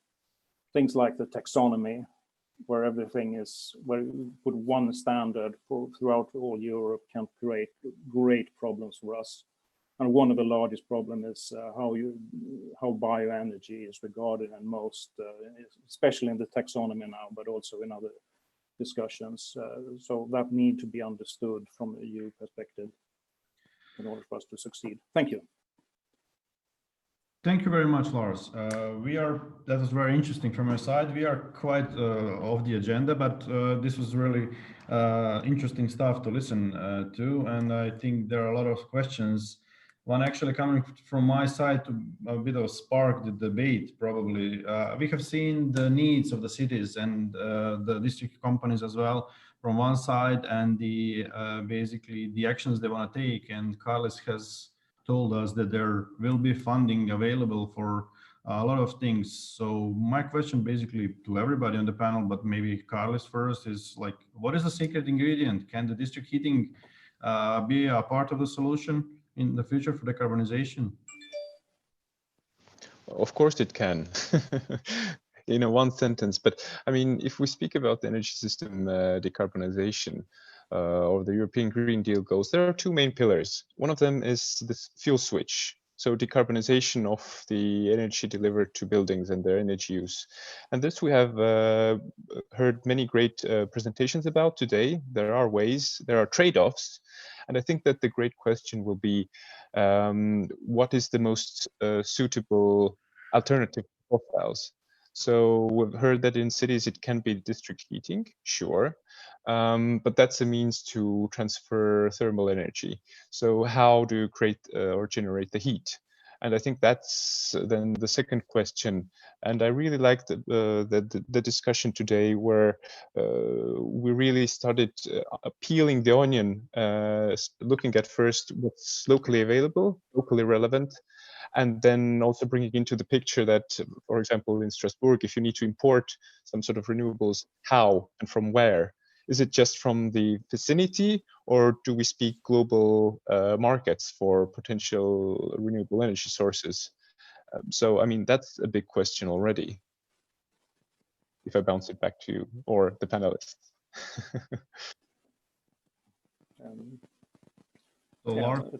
Just a comment. I think the main idea of the soul of the district heating is to really make as much good use of what you have locally, and thus reduce the need for primary energy. So looking what kind of waste heat stream do you have is, I think, the first step. And then you need to add probably something for peak load and things like that. So I agree with you fully. I thought I've seen Ivan. Maybe did you raise your hand, or do you want to say something? Did I miss it? No. It's good. I just want to comment that it all depends on the local conditions, of course. For Zagreb, as I mean, some of you know who are from the region, district heating is the smaller part of the heat supply in Zagreb. Natural gas is the predominant one for us. So issues regarding district heating in Zagreb are, at least from my perspective, more easily solvable than the other elephant in the room, because district heating in Zagreb today and in the near future is solved by the highly efficient cogeneration plants here in Zagreb, because HEP, our state-owned company, has done some significant investments in both power plants here in Zagreb. And of course, this major project of the revitalization of the district heating network will increase the efficiency and really, I think, put district heating in the spotlight here in Zagreb. But district heating is just 230 kilometers in Zagreb. Natural gas network is 3,400 kilometers. So far we are lucky in Zagreb that we basically eliminated all the dirtiest sources of heat. So, oil, heavy, all the CO2 really intensive processes. And we are now, only have the natural gas predominantly, both as a source directly to use in those households connected to the gas grid, and of course using it to produce the heat for the district heating system. But of course, the potential, I firmly agree that the potential of using the local resources is key. For Zagreb, that is not actually either sun or wind. We don't have the space for sun or solar thermal, to be precise, at the scale needed to decarbonize the system here. Wind, of course, unfortunately not, but we do have something under our feet, and that is the geothermal potential. There is currently one active geothermal field in exploitation in Zagreb, really, just at the start, pretty small scale, but the potential of the whole Zagreb area, since we lay in the Pannonian basin of the geothermal field, is something crucial. And I think that we need to develop it in conjunction with our colleagues from HEP for the district heating network, because long term, I think geothermal is the key to successful decarbonization of the Zagreb district heating network. The bigger challenge for us, of course, will be the natural gas decarbonization, or the how to, again, in a more of a mid to long term period, starting those decarbonization efforts. That will be the key for Zagreb. Yeah, thank you, Ivan. I have been just notified that we have only 1 minute left because we are already 10 minutes ahead. I mean, this discussion could go all day long. Yeah. I would say, and we could open different topics, but since we have just 1 more minute, just Carlos, any piece of advice for the cities? Just in less than 30 seconds, I can say collaboration, best practice sharing. You need to do a proper assessment of what you have on spot, and that type of information can really serve the regions and national policymakers as well. And it's useful for us on EU level to know these things, because then we can tailor make programs that also cover your specific needs. Somebody said that there's no one size fits all. I believe it was Lars. So we need the information from the ground. Yeah, thank you, Carlos. Thank you to everybody on this panel. And I think following on your final remarks, Carlos, I think that Celsius initiative is actually someone who could be acting as a platform to connect everybody in the system, to also provide the information the Commission needs from the, let's call it, from the ground. Yeah, thanks everybody. It's been a great morning session, and I think we have a break now, just 5 minutes. After that, we're going to follow with the agenda, and your next moderator will be Sophia. So that's it for me. My name is Sophia Lettenbichler. I'm also part of the Celsius team, and I work for Euroheat and Power, the district heating and cooling association based in Brussels. It's my pleasure to now basically walk you through the next session, and it's going to be an interactive one. So I'm happy that so many of you still stayed, because now this is something that we try to design for you to basically access all of these funding possibilities that we have already started to talk about. Yeah, we have wonderful speakers, and we have also some breakout rooms prepared for you. So let me just explain how it will work. We will first hear from our funding experts. They will have short pitches where they will introduce the funding instruments that they are either in charge of or working for, or they can give you expert advice on. And then you can join one of these 4 breakout rooms that will be hosted by our speakers. They will also be joined by some moderators. And after half an hour of breakout room, we will meet again in the plenary discussion here. And there will be some other presentations and also some networking opportunities. So please don't leave us, don't disconnect right after the breakout rooms, but come back to us.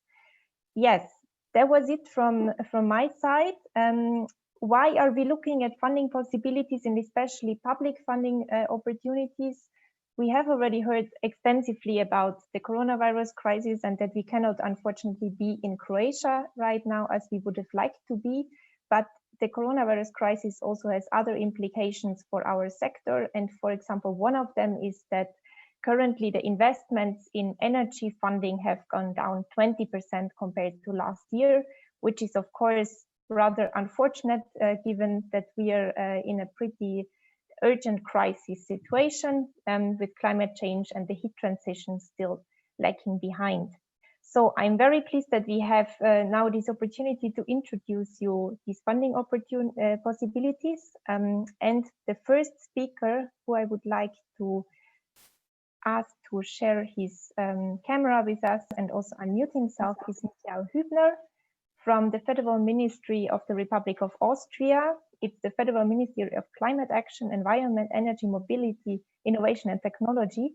And Michael Hübner has been involved with the Smart Energy Systems ERANET, and he will especially talk to us about some transnational joint programming initiatives that are focusing on heating and cooling. So please, Michael, over to you. Good morning, everyone. Vala, thank you very much for inviting me. Very nice to be at this event, and thank you for your nice introduction. Yes, you said it already, I'm working in Austria for the Austrian Federal Ministry of Climate Action, and I'm coordinating the joint programming platform, Smart Energy Systems. We can move over to the next slide, please, and then I can show you very quickly what that is. So this is a network of funding organizations for research, development, and innovation in different countries. 32 at the moment from 29 countries and regions, not only in Europe, but meanwhile also from outside Europe, like India or Morocco, that have lately joined the initiative last year. Our goal is to build an environment, an innovation environment for collaboration transnationally in a broad variety of topics related to energy system development and energy system integration. That means electricity grids as well as district heating and cooling networks or heating and cooling solutions in general, system integration, flexibility, storage integration, etc. If you press the button, I think 2 times, then we see the full picture. I think it's animated. Yes, so it's important that we are not only working on the technology level, but also try to investigate the other levels, like how can we organize the energy systems in terms of marketplace, in terms of regulation, and also the topic transition and adoption. How are the solutions really adopted in the practical work of the utilities, in the practical life of citizens, and so on. The next slide, please. Yes, this is how the platform has evolved. We have started with power grids in 2015. Then we have started an initiative on integrated regional energy systems in 2018. We had a call on storage system solutions last year, which was the first one, also together with Mission Innovation, the global initiative where Morocco and India joined the initiative. This year, hopefully now next week, we are starting a joint call on digital transformation of the energy system. And we are preparing already a next joint call for renewable heating and cooling solutions that should start next year. And I think that's also the most interesting topic for your audience here today, but also the digital transformation is something I think that is not, that is also important for the world of heating and cooling. You see here that we are performing yearly calls for proposals. We have 69 projects running at the moment with a funding volume of about 100 million euro that has been provided in all the calls up to now. We are building also a knowledge community with the project. So we are not just funding the projects, but then we are working in cross-cutting working groups on different topics in order to really ensure the knowledge exchange between those projects, to ensure a quick development, but also the extraction of strategic knowledge that we can use to shape our national funding programs, our national policies, but also to feed back into the European knowledge community. So we are, I think, an initiative that are collecting many regional and local initiatives in Europe, helping them to work together and bring this knowledge up to the European level. We have an associated partner network, which means that we are working with partners that help us to reach out to those regional innovation ecosystems. And I think we have something on the next slide about this. Yes, here you can see this.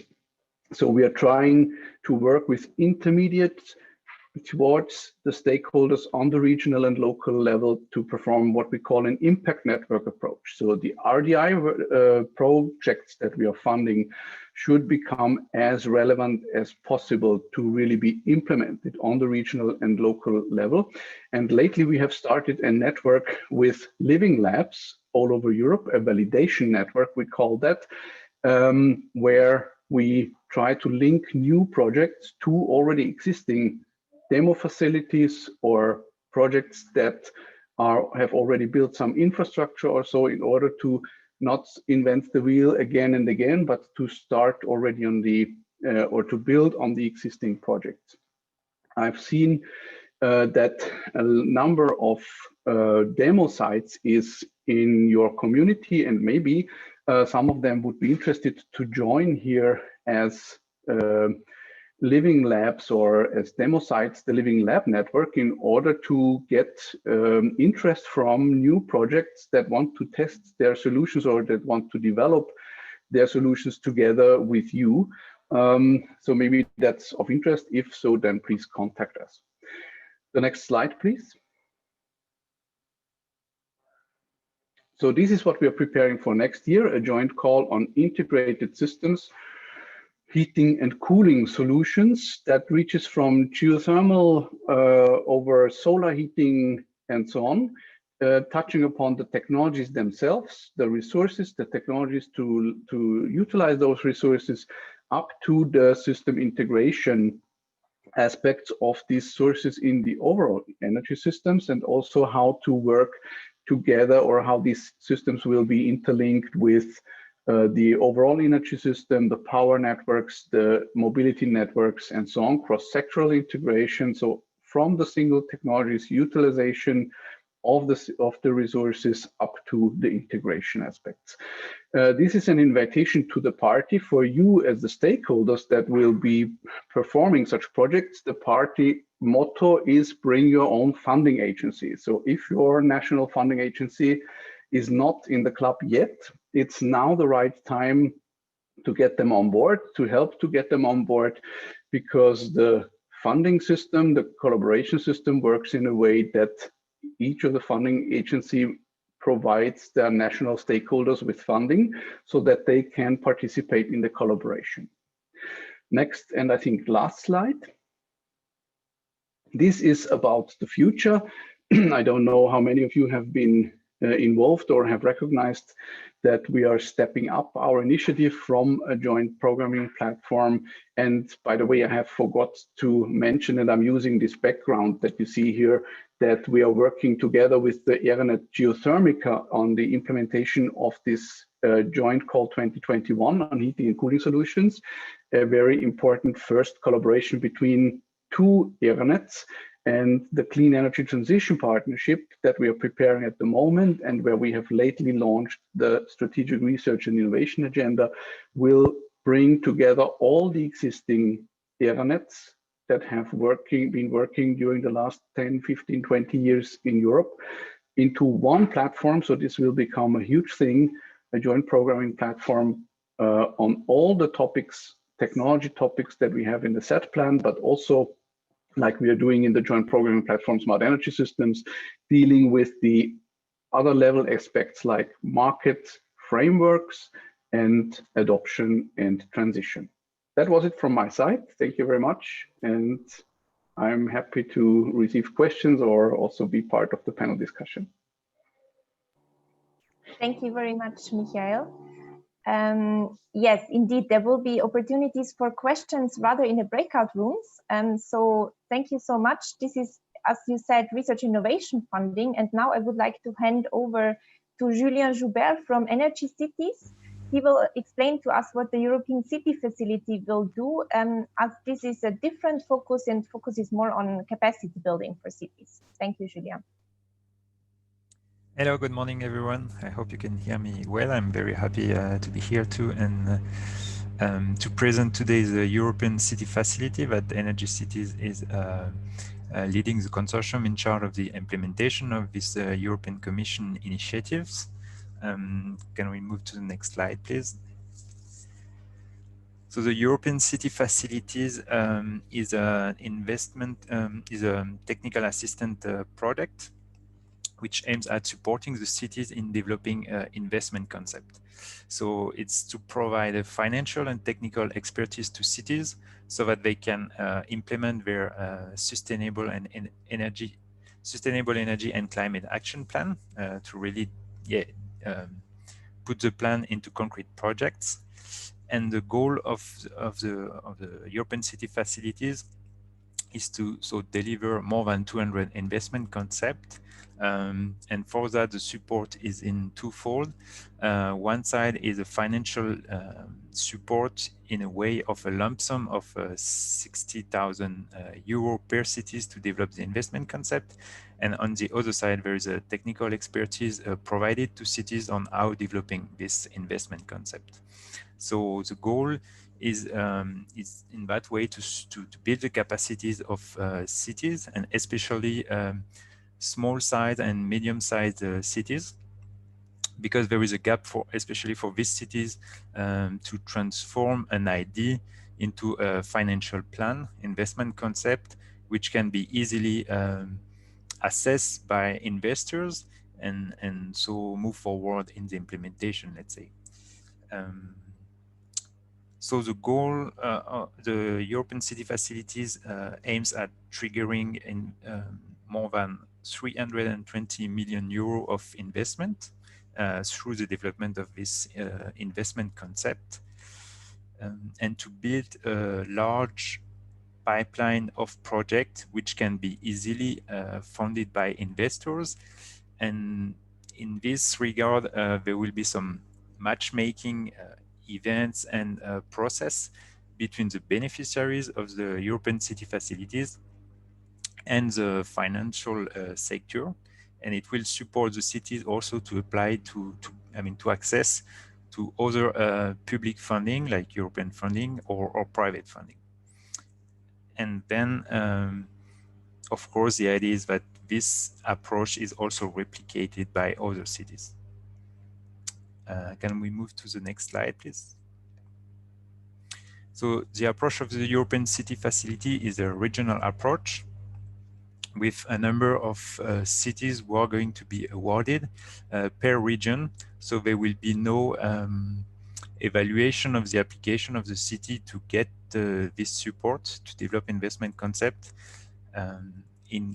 for cities like, for instance, a city in Portugal will not be evaluated with a city in Sweden, for instance. So there is a regional approach with 3 regions. And for each call of the European City Facility, a number of cities will be supported in each region. So I will give you the details more in the breakout rooms after. And can we move to the next slide, please? And just to say that the first call was already closed. It was this year between May and October, and the result of this first call will be available very soon by end of next week. But the next call to come will be in spring 2021, and there will be 3 other calls in total, so 2 next year and 1 in 2022. So yeah, in the breakout room, I will explain you a bit more what are the investment concepts, how you can apply for the European City Facility, and also the support you will get, as well as give you some insight regarding the results of the first call. Perfect. Thank you so much, Julian. It was a real pitch to get more people into your breakout room. Thank you. As I said, this is a very important support scheme for cities, especially for smaller scale cities. So I think there will be enough interest also from the Celsius community here. The next funding opportunity that we have for you, we know, is in particularly interesting for district heating projects, and it's a new funding scheme that the Commission has thought of, financed by the ETS system.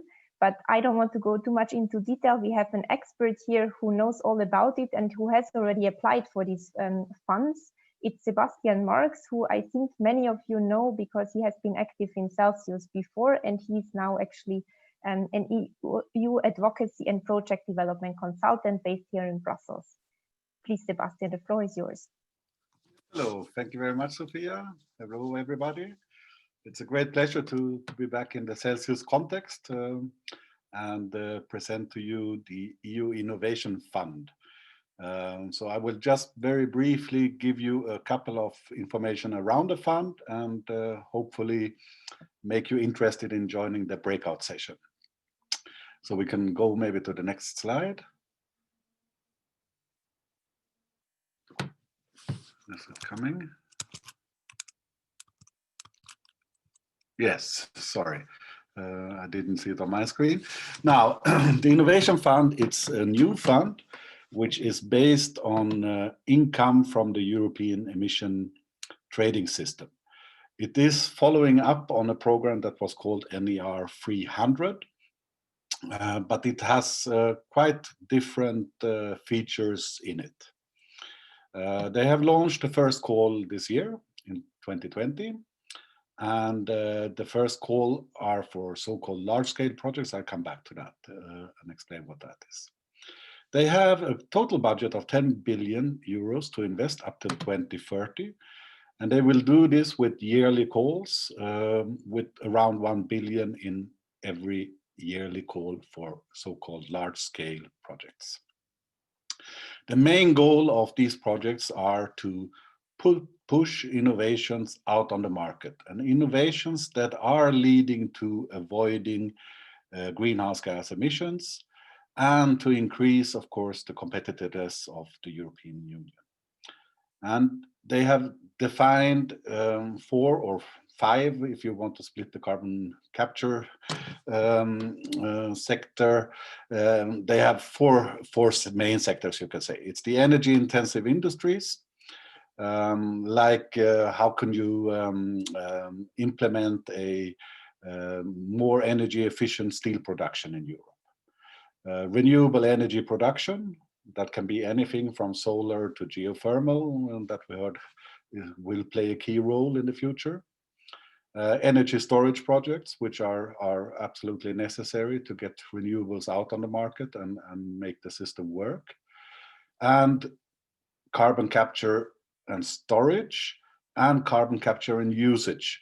So these two, usage and storage, are sometimes put together, sometimes not. But the idea is there also to finance projects that actually implement carbon capture solutions and the final storage solutions as well. Can go to the next slide. So they are differentiating projects in what they call large-scale projects and small-scale projects. Large-scale projects are projects that have a capital expenditure of over 7.5 million euros in the project. There are no upper limits for these projects, but of course there is a budget limit for what is available to fund. The first call is ongoing. The call for applications was closed in end of October 2020, and the process will take until the end of 2021 before you will have the financing agreements. It's a two-stage procedure, and the Commission is paying 60% of the so-called relevant costs of the project. Yearly calls will follow. They have not decided yet on the dates for the next large-scale project call. It should be September 2021, but as I said, it's not clear yet. They have also launched something which they call the small-scale projects, which are projects that have a capital expenditure between 2.5 million euros and 7.5 million euros. The first call opened now, 1st of December. And here they don't say that you get financed of 60% of the relevant costs. Here the relevant costs are the capital expenditure. And it's a one-stage procedure.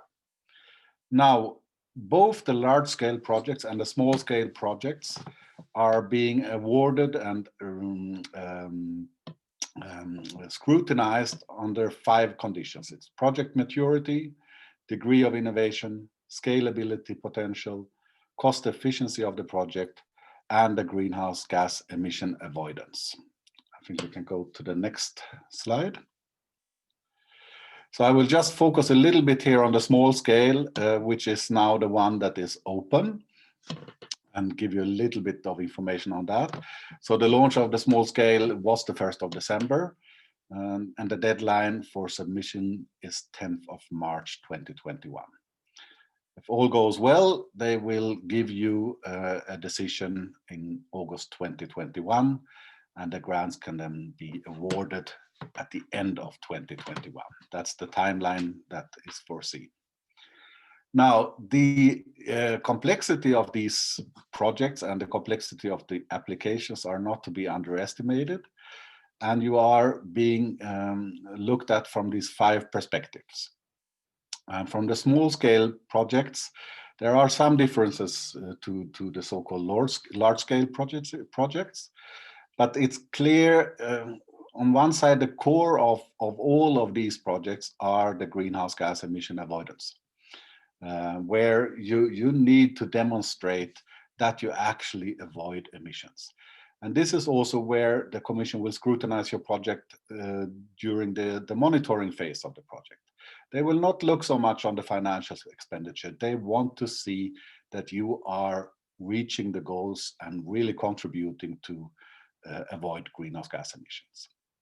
For the small-scale projects, the innovation part and the project maturity part are those parts that will be analyzed and weighted most when it comes to the award criteria. So you need to demonstrate that this is a new solution, that it's something innovative, that it goes beyond the state of the art, and you need to demonstrate that you have the technical and financial capability to do this kind of project. If you demonstrate that well, you will get double points for these sections and have a chance to go through. And I would like to invite you to the breakout session to maybe discuss more concrete all the rules and regulations and come with your questions. And we can look at that further. I can just say from the results of the first call of proposals for the large scale, we see it's a very competitive call for proposals. We have 311 projects that were entered. And in total, they are looking for a funding of over 21 billion euros. And there is only 1 billion to distribute. So there is a very large oversubscription. And we can also see that most of these are from the category of energy intensive industries, where they are substituting products or processes in the energy intensive industries. But we also see storage projects and renewable energy projects coming in here. And you can also see a geographical distribution. So I will leave it like that and look forward to discuss with you more concretely in the breakout session. Perfect. Thank you so much, Sebastian. Indeed, a very interesting funding scheme that has just been set up by the European Commission. And with having looked at European level funding, I would actually like to hand over to some specific funding source that is available, especially for countries also in the Western Balkans. And we have the program manager, the fund manager with us today, Bojan Bogdanovic. It's a pleasure that you are joining us. He's working for the European Bank for Reconstruction and Development, and they do some great work with district heating projects, especially in the Southeast European region. So please, Bojan, over to you.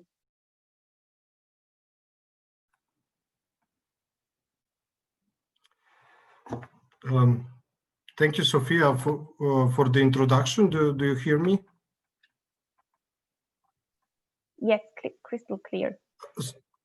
Okay. Thank you for inviting me and giving me the opportunity to present what EBRD is working on in Western Balkan region. We have joined forces with the Austrian government and the Swiss government to establish renewable district energy in Western Balkans Fund. So we are active for almost 2 years. And this is what I would like to tell you. What are we doing now, and what do we plan to do? So next slide, please. So yeah.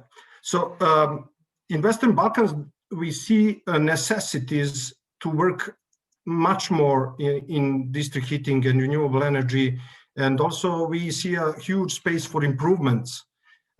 It's not only us. In Western Balkans, we have a huge problem with air pollution. So governments, local governments of Western Balkans had identified, I can say finally, but identified district heating as a technology that can support not only CO2 emissions decrease, but also to decrease of air pollution. So we definitely have governments and local municipalities focus on this. So what we want to tell them, okay, there are barriers that prevented to exploit this opportunity more in previous period, but we also have necessities and definitely space for improvement. So in this slide, you can see on this slide something that is usually not on focus, and that even the people from the industry do not understand. So in Serbia, installed power of electricity system is 7.3 gigawatts, and district heating system is 6 gigawatts. So usually people do not understand that district heating is very important, existing, huge sector that needs to be worked with in order to have these goals. And what we always emphasize when discussing with the public, with the ministries, with cities, are these solutions of decarbonizing district heating system, which goes hand by hand with decreasing air pollution. And some of the reasons we want to emphasize are below. So this is really great opportunity. But when I say there is space of improvement, you can see that, for instance, share of renewables in Serbia in district heating is really almost zero. So focus on electricity is okay, we understand. We need to make electricity more green. But of course, now everybody understands in local stakeholders understand that district heating is the next to have a focus on. And but of course, there are a lot of barriers that prevented this to be better in this moment, but we are working heavily on overcoming those barriers. And those barriers, you can go to the next slide, please. So those barriers are, there are no incentives for renewable district heating in this moment. Capacity of local district heating systems in Western Balkan are mostly owned by municipalities, and the capacity there lacks to dramatically increase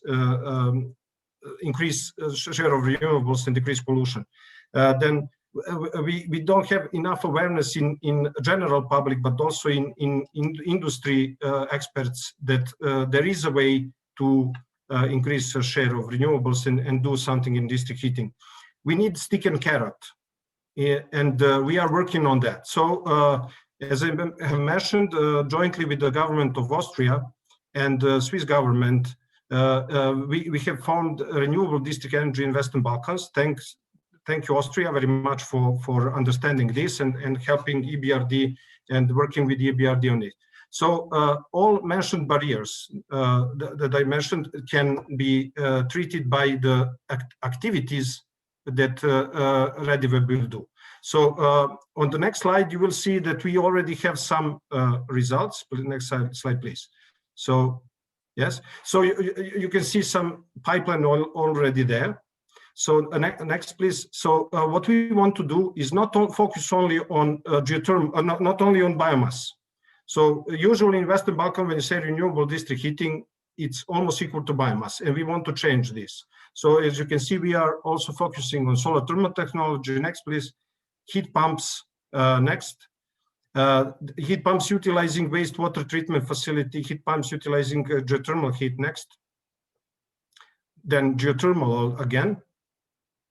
Of course, biomass is not prohibited, but of course we all understand that biomass, we don't have enough sustainably collected biomass to do the work. We will work on biomass, but we need to treat other technologies and give them a chance. Next. And of course, industrial waste heat combined with the heat pumps again. Next. So again, while we are making production more green, of course, we need to work on demand side. There is a huge space to work on demand side in Western Balkans. So almost in each city, whenever we discuss with them how to do it, and you need to go to each city and make customized solution for it. There is no unified solution for all. You need to work on each city directly. So we usually also try to develop energy efficiency in buildings in order to also to work on demand side. Next. And next, please. And EBRD is very keen on working also by private financing and public financing. We understand that gigawatts of district heating production cannot be we cannot make it more green without private involvement. So just to say, for instance, in Valjevo, you see here Valjevo heat pump.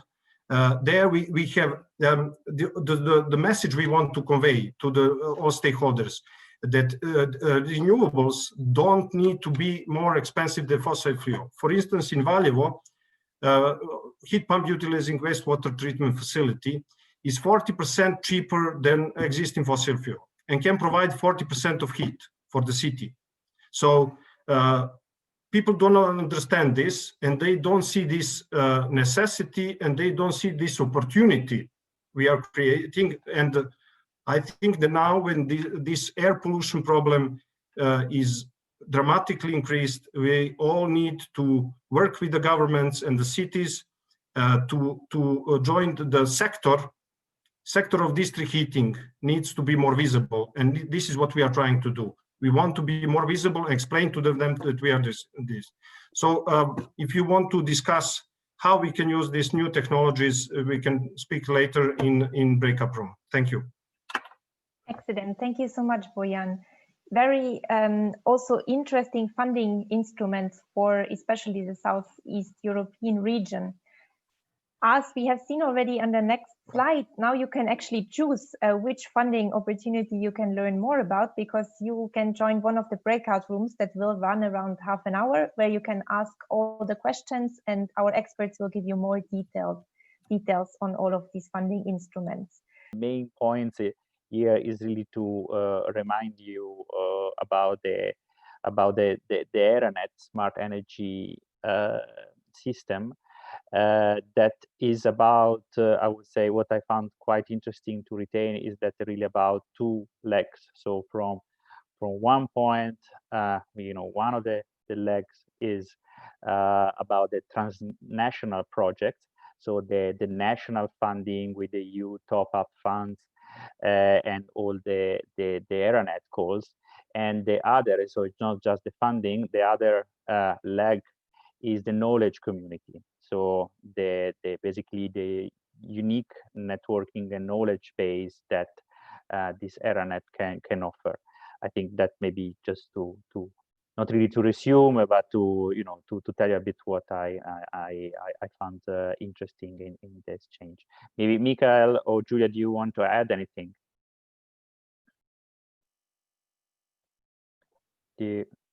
Just one sentence, maybe. There was a question about the idea of the digital platform providers and how you can connect to them, and also about how to link the modeling aspects from a very local level that cities, where cities are working with a more system-oriented and also EU level type of modeling. That I found a quite interesting question, because we had the same in the preparation of the strategic research agenda for the Clean Energy Transition Partnership.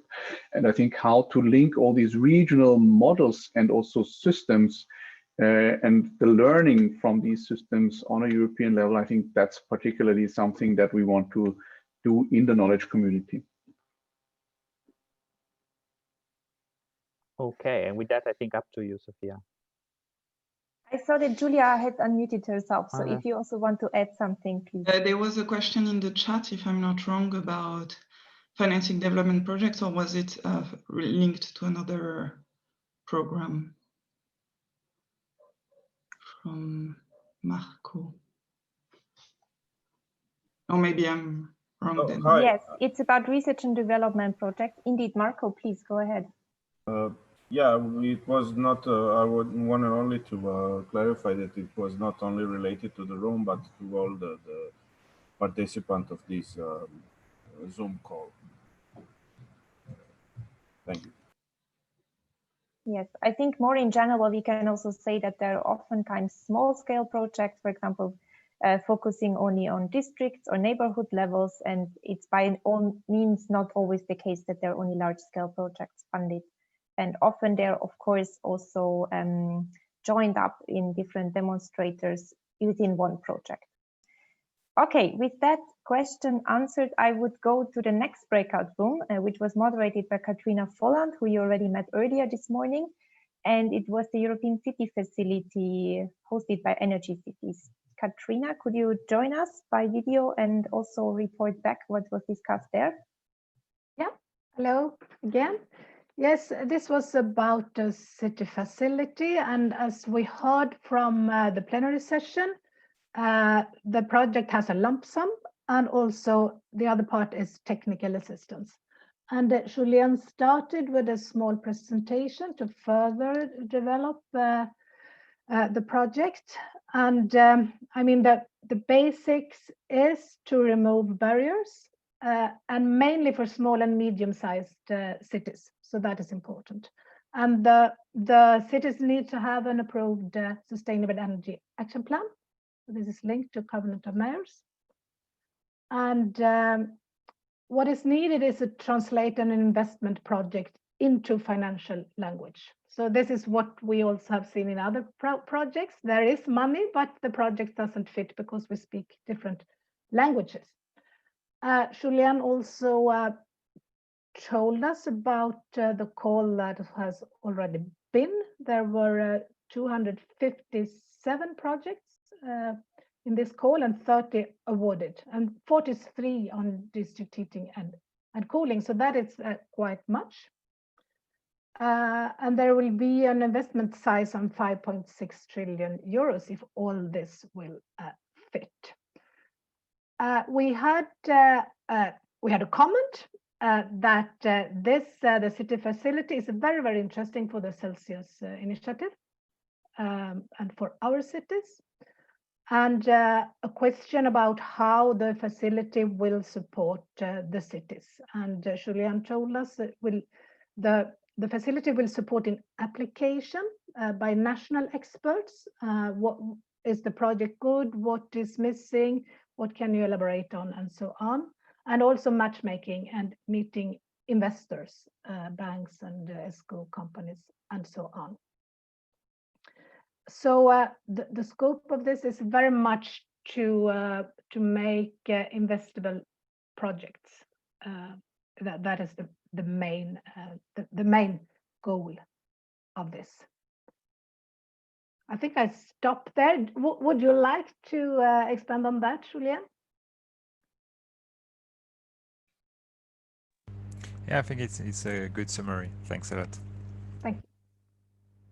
Great, thank you so much. And all I can say is that for Celsius, we're of course looking into collaboration for future applications for this. So I think you will hear from us. And by the way, that's also maybe an opportunity to advertise our Celsius supporter group. So even if you're not a city, you can also join us as a Celsius supporter, because we have a broad community working on the heat transition.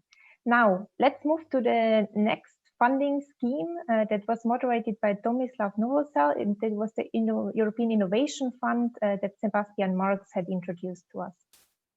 Yeah, so very briefly, as Sebastian mentioned in his initial presentation, the Innovation Fund is split into the large and small scale fund, and the large scale fund has been successfully finished. So the first call for the large scale fund has been successfully finished. And what's interesting is that the interest for it was about 20 times greater than the offer at hand.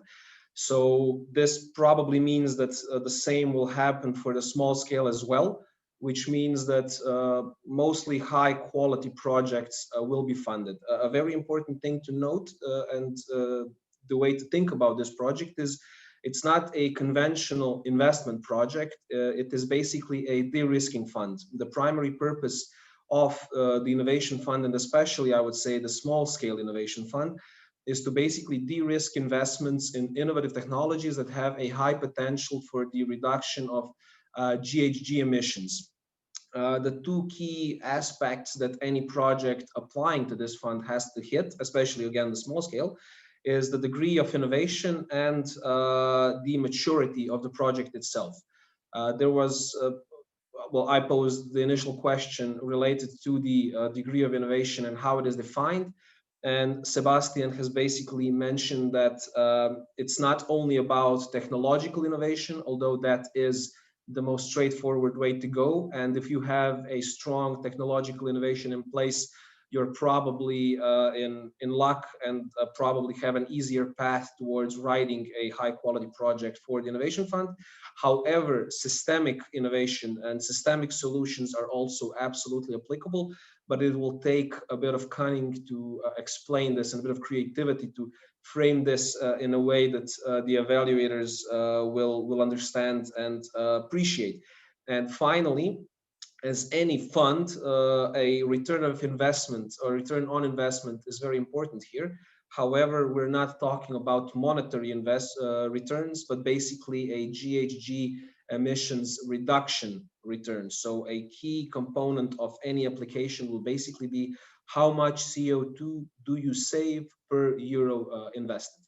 And also to connect this to Marco's question, this is a potentially good application for a smaller project because the scale of investment here has been, or the scale of capex here is between 2.5 and 7.5 million euros. Sebastian, I don't know if you have anything else that you would like to add. I just wanted to mention one thing. There is also a question here on the chat on regions and implementing integrated energy system on a regional level. It has been said that for not at least the small scale projects could be developed by a zero emission community. So by a small city or a district in a city. Where you would have innovative energy production, increased energy efficiency.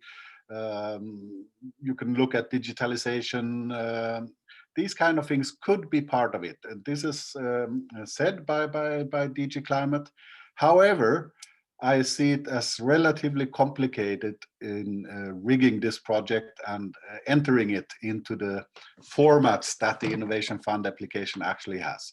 But there is an ambition, so it could be a solution also for a district to look at. Great, thank you so much, Sebastian, also for these clarifications. Now, without further ado, let's move to the last funding possibility that we had, and it was the EBRD financing, especially for district heating projects in the Western Balkans. It was moderated by Milienko, and of course, our expert was Bojan Bogdanovic, who was with us. Miljenko, do you have any summary for us? Yes, as a matter of fact, I do. Now, our session was actually packed with optimism because the main conclusion was that there is a huge amount of money out there that can finance a lot of district heating projects. The question is only, do we have ready-made projects and do we have a pipeline actually? And basically what we concluded that now the ball is kind of in the yards of the developers now to prepare the proper pipeline and proper projects. You know, this is something that Bojan can later complement, but that the EBRD can support as well, because they are often offering different different terms of technical assistance and similar utilities actually. And what we talked also about the necessity of combining the private capital with the grant money and with the money of the local governance. Bojan presented actually the good cases that Serbia is having now. They have a lot of PPP contracts there that are going on and that are really successful, which I have to unfortunately say that in Croatia is still not the case for now, because our legislation is quite not there yet. And what else? Well, that's it. I mean, this is the place where I think that our community that met together today and will meet tomorrow can step in and for us all work on exploiting the opportunities and synergies to develop projects further. And Bojan, just if I forgot something, please. Hello, do you hear me? Yes, we do. Yeah, so yes, it was really nice. We also had Simone from KfW, and we both concluded that with the European Investment Program and other programs, the dedicated green energy production as a key element, with all new EU strategies from starting from 2016, strategy for heating and cooling, and more emphasizing district heating. So as we have mentioned, ball is now in district heating people yard, and we need to exploit this. So we need to work on the studies and preparing projects. So EBRD has the tool to support for Western Balkans, but not only for Western Balkans, but I'm managing this one. And we want to develop as much as possible new leads projects, so we will be able to utilize this really significant budget allocated for green energy production. And also, of course, EBRD mandate is also to work a lot with the private involvement, because you cannot do it otherwise. We need to also have private projects. And we have concluded that the money is not the problem. KfW and EBRD agrees absolutely that money is not the problem. We need to work on it. And we have some tools to start with the project development. So now is the time to work. And if we don't succeed, it will be our fault. District heating sector will be our fault if we don't succeed, because opportunities are finally, I can say finally now there. Thank you, Bojan. And I think that's a positive note for us. The money is really not the problem. We need the projects. I think it's a good line also for our next speaker that will just sum up a little bit of what we have been doing, but also going the next step, namely investing in district heating and cooling, getting skin in the game. I would like to hand over to my colleague from Celsius, Magnus Andersson, who is our expert on everything that is about financing and investment, and getting the projects really from this innovation funding and research funding to the market. Please, over to you, Magnus. Thank you, Sofia. Do you see me at all? Or hear me? Yes, we see you. Yeah, all right. Thank you very much. What I'm trying to do today is try to engage you in our work with financial instruments, and I will talk shortly about that. But first of all, I'm in a very good place after today's presentation. So thank you very much for talking about the different funding possibilities. Thank you very much for talking about the different opportunities and the different support mechanisms you have. It's very positive. All right, next slide, please. Or is it me? Yeah.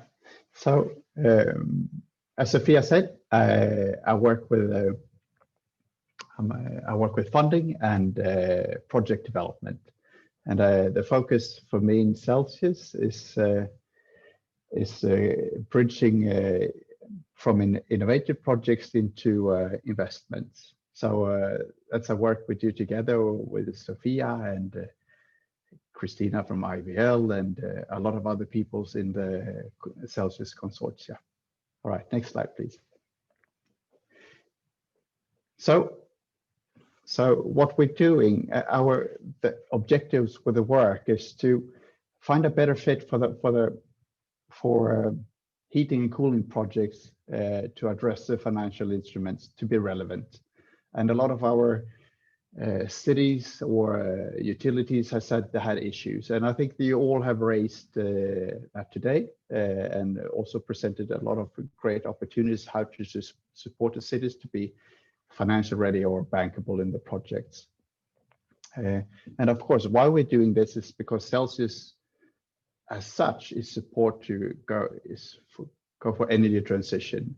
So of course, the gap between funding and investments need to be closed, and that's what we're doing. And of course, in our work, the third bullet is that we work with knowledge transfer with our Celsius partners. But also today, after all this great talks, we really would like to widen the possibility to work with you. Next slide, please. So, yeah, thanks, Sophia. So where we are. So you heard great talks about the European Innovation Fund. We heard slightly about different actions within the Green Deal in the grants area. And but what we are doing is, of course, if you put the next slide. Yes, this one. You can see our focus is how do we transfer into finance. And today we heard about EBRD, from the Internet initiatives and so forth. And this is transition we're looking to. All right, next slide. So just to say, as everybody else says here, it's a very exciting period. We need more projects in the pipe. There's not a lack of finance. And just to tell you all, it's a very exciting period regarding finance. We see all those great innovations within vaccine development, SpaceX, AI, but I would say also in the same area regarding sustainable financing, we can see the same kind of radical and critical development. And I guess if that's aligned with our projects, it will be mostly, or at least more significant to humanity in the sense that we will, doing this right, we will abate more greenhouse gas emissions. All right, so Sophia, next slide, please. So just short about trends. We haven't talked about today, but you see that EIB and others, they're changing sort of to the climate bank and they're committing 1 trillion euros into investment into climate and environmental initiatives. And that's where we are with Celsius. You can see a big trend within the capital market union. That you can see a lot of capital is moving against sustainable investments. We have heard about the taxonomy, and if you listen in this area, you can also hear that there's now a lower risk. The investment says it's lower risk to invest into sustainable investments than it is to regular gas and oil projects. And we also see great policy initiatives and other ways of making the sustainable investment better. So we can see some trends within assessment regarding climate risk. So that will be part of the investments in the future, which make the heating and cooling investments, the sustainable heating and cooling investments even more favorable. So that's some of the trends. Next slide, please. So last slide. So one more, Sophia, please. So one, or two more, thank you. One more. So what we're doing now is we hope that you can join us and with the work we're doing with the cities and the investors to see what are the issues and how could we overcome them. to be more relevant from an innovator project into investment project. We will have a short paper presented to European Commission in January. It will be done, and I hope if you would like to review that, will be very positive. And in the end of Q1, we're also planning some more knowledge transfer seminars and webinars from Celsius regarding those issues. So I hope you will join us. And of course, we're not alone in this. We work with partners, not only Celsius, but we have support from the Urban Agenda for Energy Transition Partnerships. We have some smart cities like Iris supporting us, and some smart integrated energy projects like FlexiGrid supporting us in our quest. All right, that's all, Sophia. Sorry, my time is out. That's just on spot, Magnus. Thank you so much. And thank you for highlighting indeed what we are doing in Celsius and what is coming in the future, which is also my job to give you now, namely to tell you what's coming tomorrow. This is a 2-day event, so I hope we will see many of you tomorrow as well. Tomorrow we are going to focus on policies for the urban heat transition. There will be 2 plenaries similar to this morning, where we'll first look into local and regional planning. And then you will hear from the first results, basically from our forerunner groups, the Celsius cities, and the results that they have been doing there. So very exciting tomorrow as well. Now, I also want to say that you should not leave at this stage. I know that it's lunchtime for many of you, so you're of course welcome to grab something to eat, but we will have a networking opportunity for you, which is on a different platform. We will post the link now in the chat. It's called Wonder. It's really easy to join. You just have to take a picture of yourself, and then you will be ending up on a little page where you will be able to speak in small groups to some participants, and yeah, continue the networking and, you know, talk to the familiar faces and the new faces of the Celsius family. That's it from our side. We hope to see you tomorrow, and please join the networking and continue working with us in the future. Thank you. Thanks, everybody. Thank you very much.